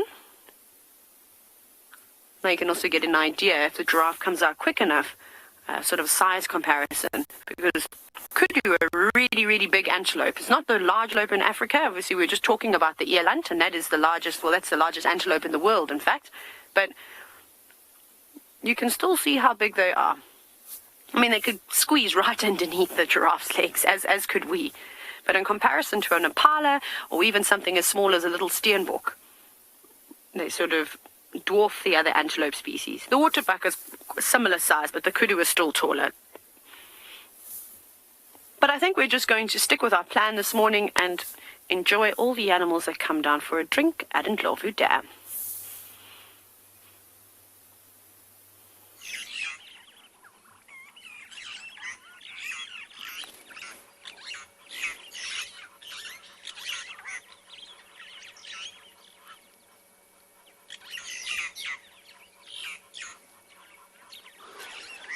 Beautiful. You know, a lot of animals during this time of the day, all they need is a drink. We're still sitting here at this dam with our hippo. So we left this bunch there because then there seems to be going down always, but this one looks like it's one of the female foreigners. And listen to them now. Just saw the oxpeckers,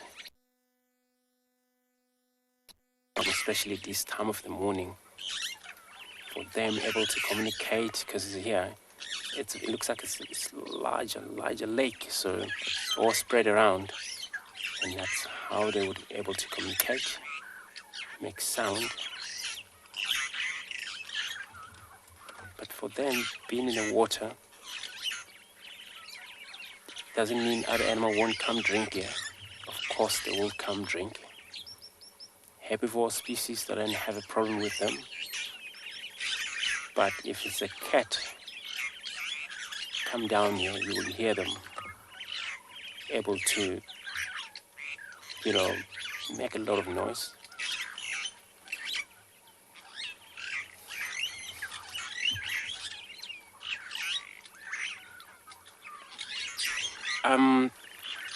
So hippo, understand what you're doing. It's a good question. They stick around together, not together close by, but they will share some water hole. But of course, hippo, it's a main predators for most herbivore species. As whoever dies in the water, a croc will go eat. But with the hippo, mainly, I know it's been a record of them, eat some meat. I've been seen, but not quite often. But if it's that the case, then it could be some special diet they need to get. But really, they don't go for meat. They are herbivores. They always feed on grasses, green grass. And the reason we all thought that, they might actually eat meat is just because of they're much protective. So whoever would be around them as a different species, and they feel threatened. And this is how they do a lot of the killing by hippos.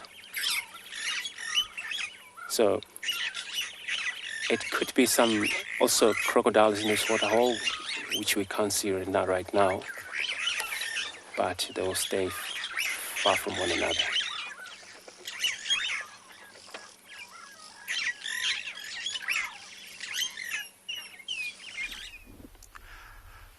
Welcome back, everyone. As you can see right here we are with the two lovely two Sabarat lionesses. As you can see, they're just lying nicely in the sunshine in a nice area. There's actually this is like quite a actually big watering hole, but in almost no water now. But they're just sitting here and waiting, see if there's anything trying to drink here. Yeah, these two sisters, they've been kicked off from the rest of the pride. They just hang around. Oh, look at the way they both turning around, looking around. Could be something they pick it up. So they actually wandering around between the two, which is good for them because this is the time for them to be able to learn how to hunt, how to look after themselves, because they're going to be the time when they're going to have their own cubs. So they have to hunt without getting any help. So this is a very, very good training time for the two. It looks very quiet for now, but around the watering hole is a lot of mud. You never know what's going to happen, because it could be like water of something like that coming down to drink or wallowing on this mud. But yeah, they're in a visible place. Anyone come around, they'll be able to see them quite easily. As you can see, that just shows himself a nice high point, so they can able to see. But everyone can able to see them before they see them.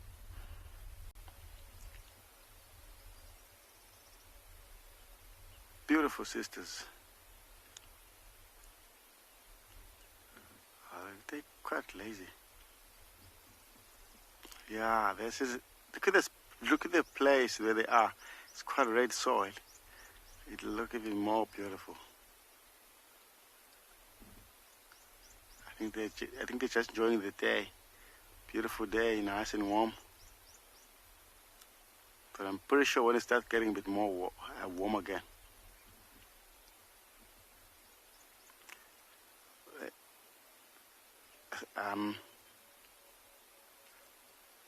Yeah, they're just like having a good time, yeah.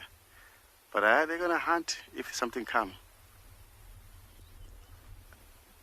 Yeah, it's nice and cool as well. It's not that hot.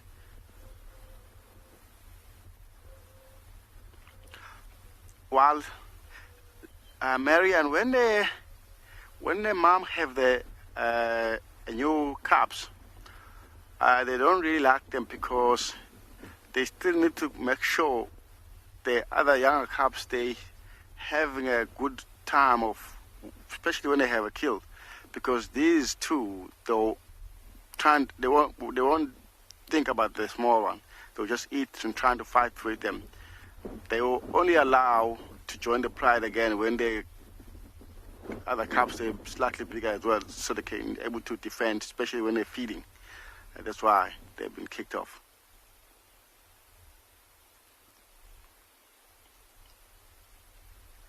But that's a good way of teaching them how to survive without being independent. So like, it's slightly walking, coming down. Problem here, I think she's trying to get some water to drink. And as you know, most of the cat doesn't like the mud. Only thing what will help them to be able to drink from this small water, patch of water, is to find like tracks of a big mammal like a rhino or elephant.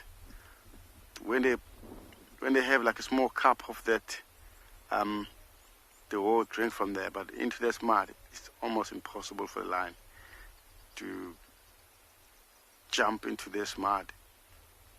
I don't know what she's gonna try to do, but there's mud everywhere. But that mud also is very soft.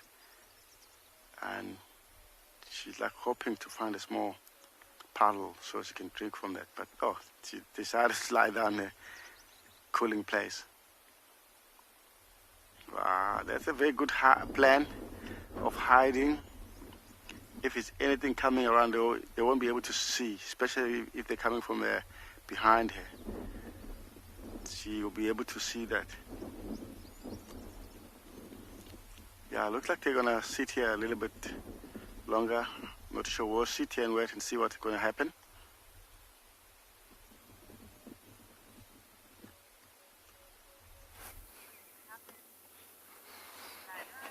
Well, it sounds like quite a nice cat morning. Lions, cheetah, and of course, here in Djuma, our wonderful princess. Now, she hasn't done much except look around a fair amount. She was quite nervous for a little bit. The wind is blowing from behind her, so if anything did approach... Oh, a hooded vulture has just found her, everybody. That's what she's looking at. This hooded vulture is about to figure something out. There it is. Now, if it can see her or not, that's very hard for me to tell you. But she definitely was giving it a look. And hooded vultures are very reliable when it comes to finding meat. So if you ever do find a hooded vulture, I know it is very hard for you to see that as a hooded vulture, but I got to see it with my eyes. Hooded vultures are very reliable. If you find hooded vulture with other vultures, it's a very, very good chance that there is meat there. Hooded vultures are as reliable as finding a tawny eagle or a battalier eagle with vultures.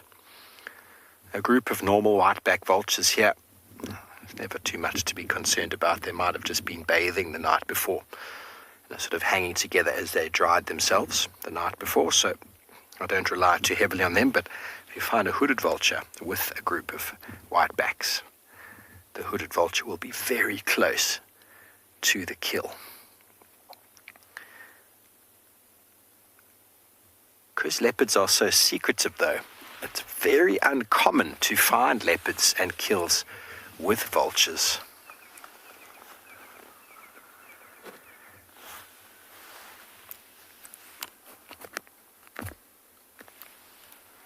She's just going to sit there today. I wonder if she'll find some more shade. She has moved the kill into a nice shaded spot. Oops, you want to know if I've been in a dangerous situation with a leopard? Yeah, well, you know, we put ourselves in potentially dangerous situations with these cats by working in this industry. And quite early on in my career, before I was actually even a qualified guide, I was doing some work looking after and trying to habituate leopards. And I went to an area where they had told me that there was a leopard, and the leopard had an impala in the tree. And so I found the area. I wasn't the best tracker.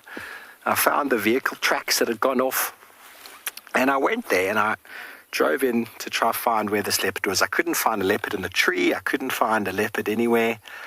And so I got out of my car, which I probably shouldn't have done, and a leopard had been not far away and it decided to charge. So it was a potentially extremely dangerous situation, but I was very close to my vehicle and managed to just pop back in again. And I spoke just now before about how they will react to seeing you on foot. They see this person and they react to it. And that leopard was defending a carcass and it charged. But I just popped back in my car and it came and stood next to the car and then was looking at me in the car as if I had just vanished. That human form that was there moments before was gone. And the vehicle, with the noises and sounds and smells that it makes, was completely normal for that leopard and had no need to react to it. So that was a very good example of how they see the human form versus a vehicle. It's why we don't climb off of vehicles, or should I say stand up in vehicles to give away your form, because the leopard or a lion, they suddenly see a change in shape. It was a very important lesson for me. But these animals are potentially dangerous, and especially when it comes to defending food. For the most part, leopards on foot, if they do see you, they will run away. That's what they do. They're quite shy and unassuming predators. They're not really out to fight everybody. But when it comes to having cubs or defending a meal, they can change quite suddenly. It's all about that driver.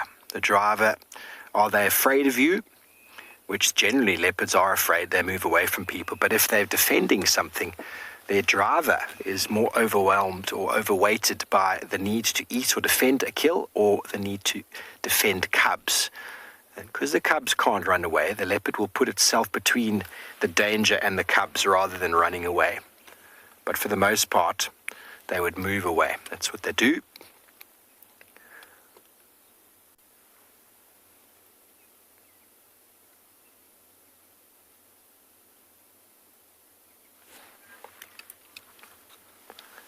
She is just going to be chilling here. It's getting rather warm, so I doubt she's going to be going anywhere.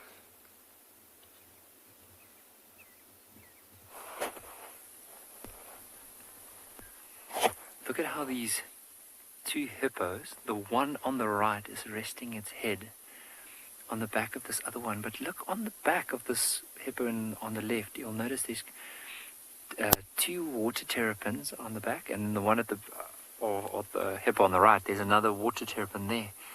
All of them just enjoying the sun.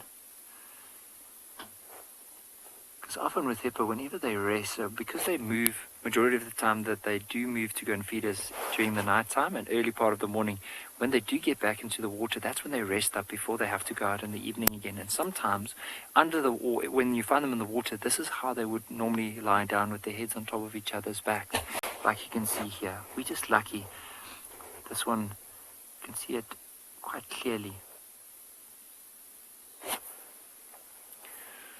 Now this is a very beautiful scene. We had waterbuck here, we have these hippos, and there's a giraffe. Now, the giraffe is just off to our right, and what we'll try and do is after this, we'll try and see if we can reposition.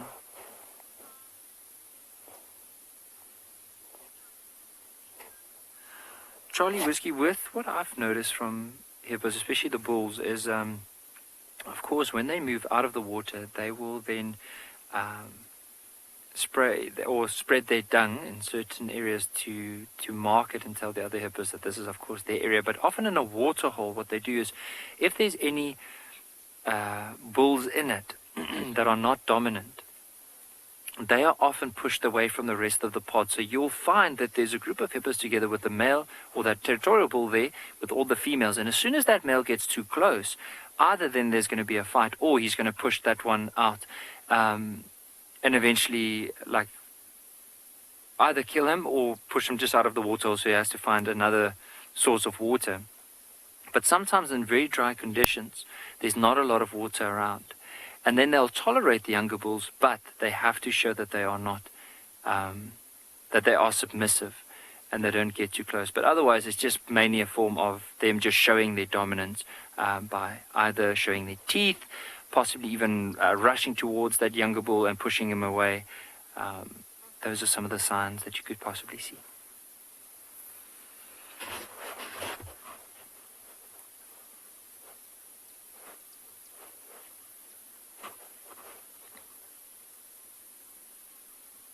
The hippos look so relaxed, and it is warming up quite a bit. Now this morning was overcast, and with the clouds now burning away, you can feel that it is going to be a very warm day here in Africa.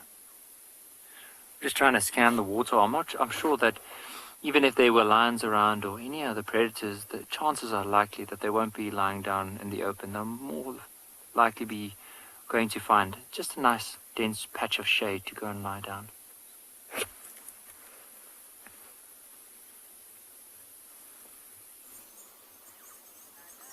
Right, guess what we've done? So you can see this is a little man-made structure here. I'm actually sitting right inside the eco-training camp. Now, part of the things that is important to learn about nature is, of course, birding.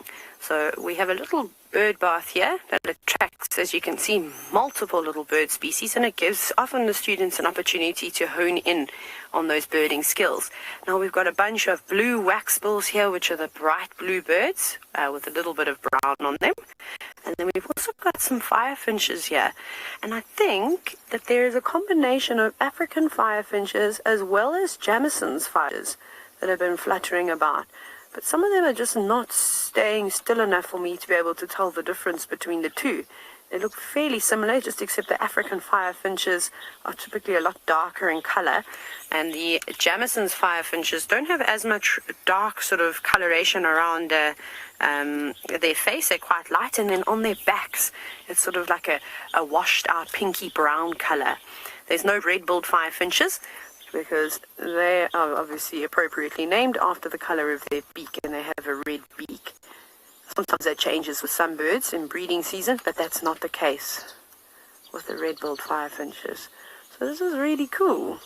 This is beautiful to see these tiny little birds hopping around here. Like really, really nice. I think most of them might be the Jamisons. Okay? Ah, nice. Good spot, Odie. So look at that bird on the left. Look at it, it's on the log now. That is an incredible bird. That's called a green-winged partilia. But such a cool little bird to see. It's not one that we often get to catch on camera.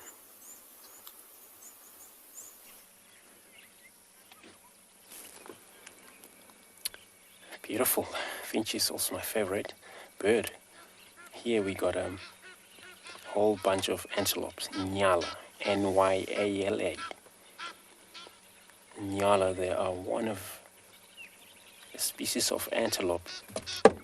They are always females stays in a group, and also males form sometimes bachelor groups of up to 4, 3. You can see one of the young male that is starting to change its color, because in a species of antelope there's a difference in color from male to female, where males change to dark coat and females stay as these colors, yellow, but the stripe always visible, white stripe.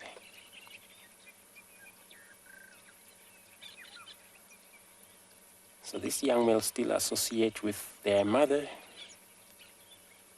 since they haven't separated from them. They haven't joined yet the bachelor group.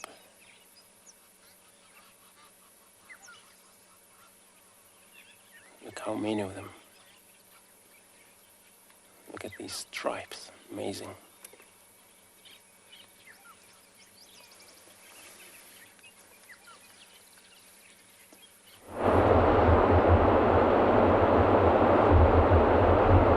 Welcome back to the river, and my toppies have reduced from 5.5 to 4, and they're still doing their patrols along the river. And now I don't know, this looks like really interesting. Maybe it's an investigation they're taking, but I don't know exactly what's going on. But they have been losing and wasting a lot of energy going up and down, up and down, up and down. I don't know when it's gonna happen, but they've had, oh, there comes the mom with a little one. I couldn't find her. The little guy must be very, very tired now. I don't know if this is it or not. If it's it, it's going to be wonderful. If not, then we'll just have to wait. Like I said, these guys, they go when they want, and looks like they are on a suicide mission, because if that little guy goes, I don't know what's gonna happen. But they keep following that bank, like, you know, they want to find the best, the most appropriate spot. I don't know where that spot is going to be, because now where they're going to go, they are hippos, and once they see the hippos, they might not come down, but they're in a place where they might come down. Let's have a look. Are you gonna turn there? Okay. Are you gonna come down? Yes. Okay. Are you gonna go further? Okay. Very hard to predict, like I said. Yeah, very, very hard to predict when they're going to decide to go. The urge here is to cross, but when it happens, I don't know. It's been drizzling the whole morning, and so I don't know if this is affecting everybody. They are losing timeline. Too much time is wasted. See how far the water is. Are we gonna leave the bank again? It looks like it.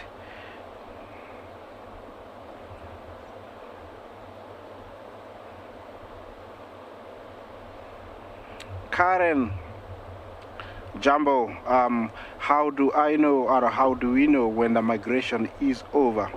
Well, since we're neighbors with our neighbors, the Tanzanians, we know when it's over because they tell us that they have received some of the big numbers down there. And also because we're very close to the border, we are some of the last people to see the migration. And when we don't see the wildebeest and any crossings for about 3-4 weeks, then we know it is over.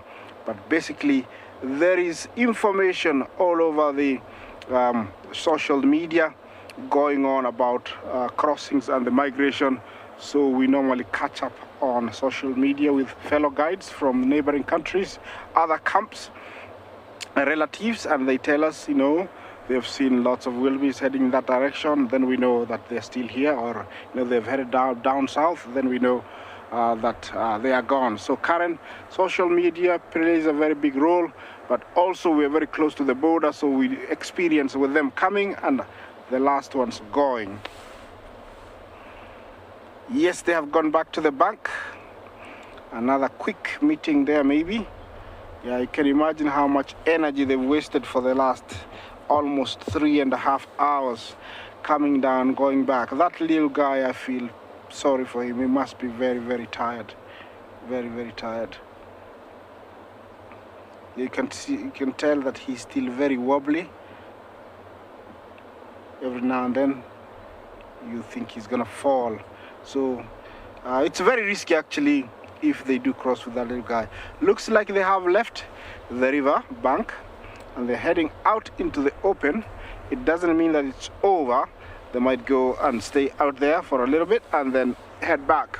This is norm over here.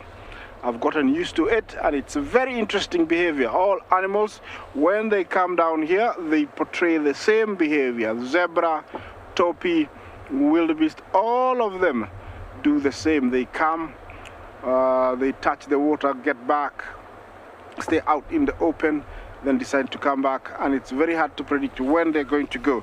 But I'm still staying here. Hopefully it will happen. So, and if it happens, I'll update you.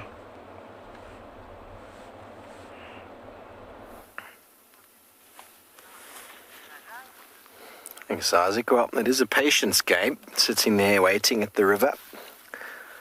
And it is always just so interesting. You spend so much time waiting for the animals to cross, and I spent time with the crossing. They crossed one way, and then they went straight back again.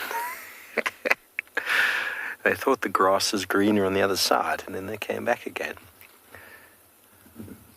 Such interesting behavior. It's just so dramatic to watch. There's big water features, the Mara, the crocodiles, huge number of animals crashing through. It's a must-see, as is seeing a leopard. Many people come to Africa, come on safari to see a leopard, and this is probably one of the hardest to find. That's why the Sabi Sands and many of the private game reserves are so up there when it comes to game viewing. So many of them are able to guarantee you a leopard sighting, almost guarantee.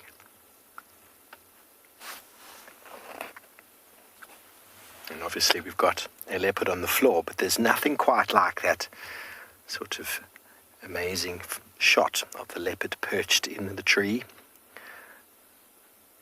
owning the tree. But Columba's decided today she's going to give us a different perspective. She's found a very nice pillow in the form of that log. And then whenever you complain about your bed, it's a bit hard or whatever it might be, your pillow is maybe a bit lumpy, think about what most animals survive with. No complaints. They sleep where they sleep.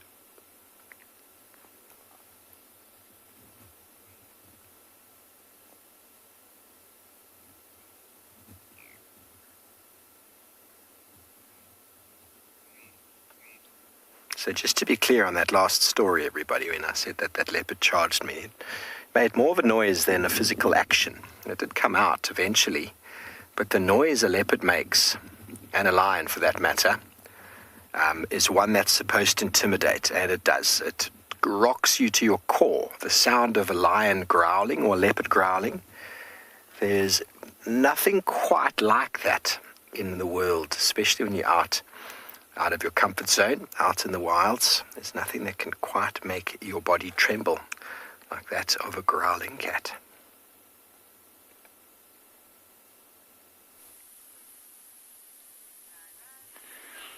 We're just having a look at a young giraffe making its way to the mom. When I say young, still it looks like a baby. You see it's hiding behind that one bush. You wanna know what I want to do is, there is a slight gap right in front here. I'm just going to move slightly forward, and then hopefully we'll be able to get another glimpse of this baby giraffe. Now the mom is just at the back, so let's see. Hopefully the baby doesn't move into a dense area where we can't see it. Hoping for the bears. Oh, there we go. Might be able to see it.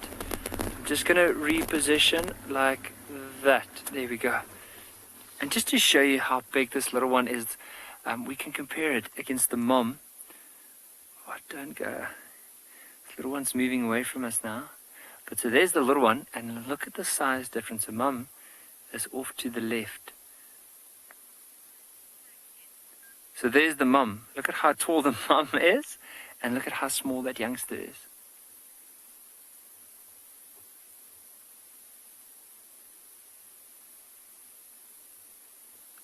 You can even see the tail. There's just this little patch of hair at the back.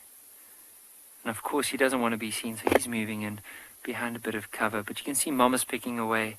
I'm not too sure what type of tree she's feeding on at the moment. I'm just going to try take my binoculars and have a closer look. And based on what I can see, it looks like a type of bush willow, but it's hard to say exactly which one. Just knowing from the area here, the one that we often see is called a russet bush willow. You can see how she's just using that tongue to wrap it around some of the smaller twigs, pull it into her mouth, and then strip those leaves off. I enjoy watching giraffes feeding. And of course, she's just decided on a very nice spot for her and this youngster. There's quite a few strands of tall trees, and then of course a lot of open areas. So for her at least, she'll be able to see if there's any predator around with that youngster, because often lions could be quite a big danger for them. But we can't really see them at the moment. She's moved to the back, and the youngster as well. So maybe let's carry on. Hopefully we'll be able to see some more giraffe.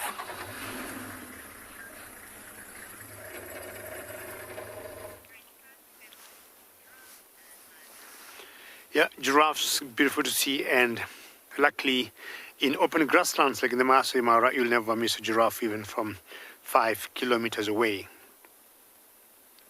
Now, I was saying earlier, the rains bring so many positives than negatives out here.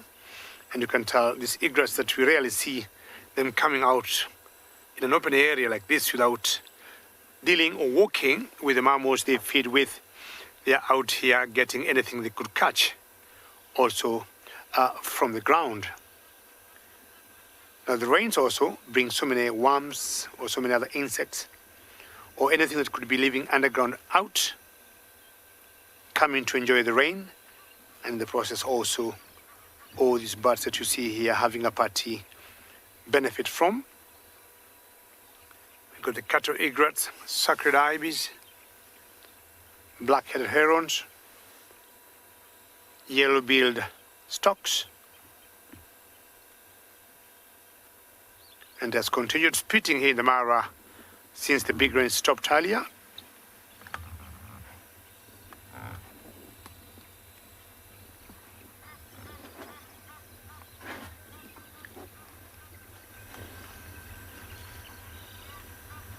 Very good job, Bungay. And most of the birds that took off there were the cattle egrets and birds of a feather flying together, and all of them coming back again. Nice. Maybe they needed to warm up a little bit.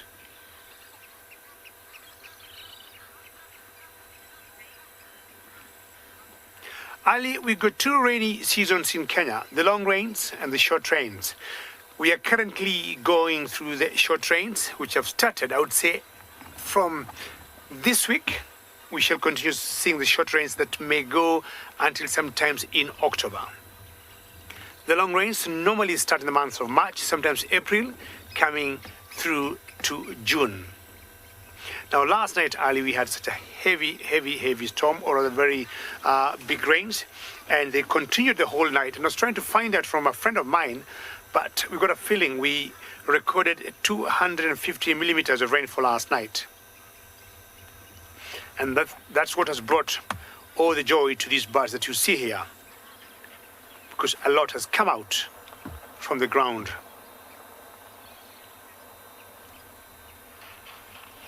I want to move forward a little bit and find out what I'll be able to search for you later.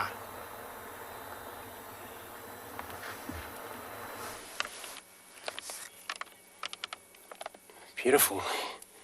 Of course, it's quite a lot to eat for this animal, same as these 3 warthog. We just find them. Looks like 2 young male and the female as well. And it looks like they've been spending a lot of time in this burn section here. And what it does, the burn section, the grasses, it shoots quicker when the first rain comes. So it is a little bit of a new shoot on the ground. And this is what keeps this animal stick around in this area. So they are day active animal. They probably just get active this morning, look for food, but mainly grass, short grass. This is where you see them go down on their knees in order to reach the ground, because otherwise it's a long time moving around, standing, and they bend all over to reach the ground. So they get tired of that. But they don't give up. They have to go down on their knee and carry on feed. They have very strong nostrils, which they're able to dig the soil. Look at this, you can see the beard on the side of that young female.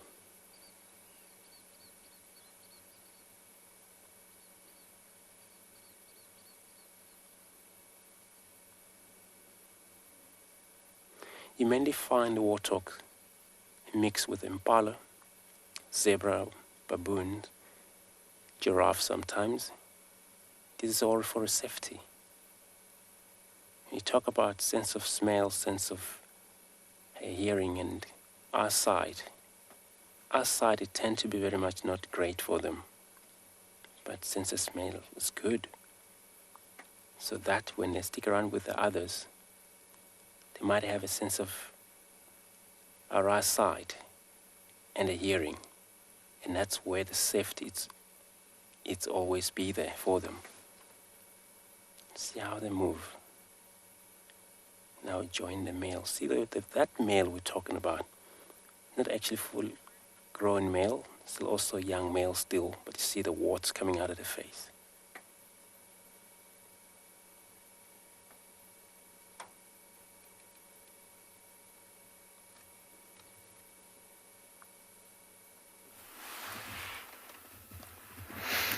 Welcome back. Just up the road. Well, the tree that she's chosen to hide underneath is almost leafless, apart from a few of the smaller branches that have got some leaves. It's such an important element out here in the savannah in the summer months. That's why so many different mammal species occur here, is because of the shade provided by trees. It gets very hot in the summer months, and if there wasn't shade, animals would do very, very badly, or they'd have to adapt different mechanisms. So that, ladies and gentlemen, is a ball of grass that has been pulled up from the ground and scratched over the impala carcass, making it almost invisible. We can't even see the impala anymore. So she did a very good job. She's done a very good job. Just past her head, you'll see its foot. So just past on the other side. BK, sorry, on the other side of her head. There we go. There you can see her hoof. Just down below her ear. Below the ear. There we go. There is an impala hoof. Apart from that, the rest of the animal is completely obscured. So that is behavior that these cats learn to do. We've seen Tlalamba covering her dad's scat before as well, because of the smell perhaps, but it's something that we see lions do as well. Lions will sometimes cover intestines and stomach content, and it might be to obscure it from the sky, but it also might be to prevent the flies from finding it. Flies find dead meat very quickly, and they can be quite annoying. They lay their eggs and maggots can form very, very quickly. So a couple of reasons, I suppose: keep the smell down, prevent the smell from wafting away to attracting other predators, and attracting other flies.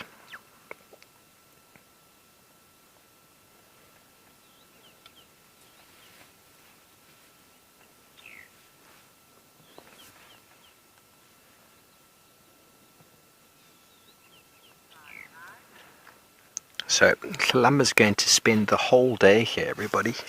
She might move in response to needing to drink, but it's doubtful as well. She probably got a lot of her moisture from this impala. The blood is quite high in moisture content, although it's salty.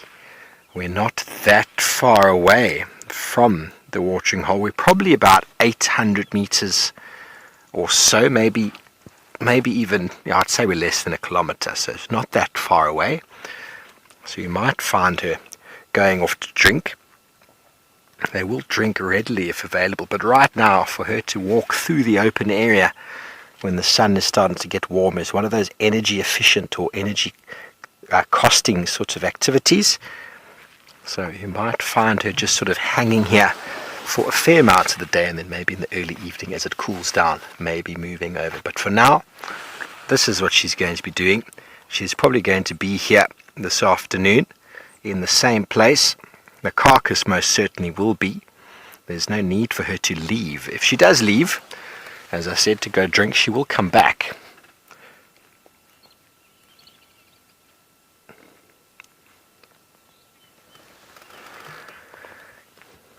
I'm very blessed to see Tlalamba today. She has done so well over the last 2.5 years. She's become such an efficient hunter. It's been quite a privilege to watch her grow. She's fully independent now. There is talk of her mating. We haven't seen it. She's calling, she's scent marking. And what will be happening soon with regards to offspring, we don't know. We're going to have to keep watching. But everybody, we do thank you for joining us this morning from all of our various locations. Thank you for your questions and comments. We do thank you for joining us on CG10 Live Digital Safari. And we look forward to hosting you once again tomorrow morning, in the same time, the same place, from all over the African continent. Until then, have a good day and goodbye.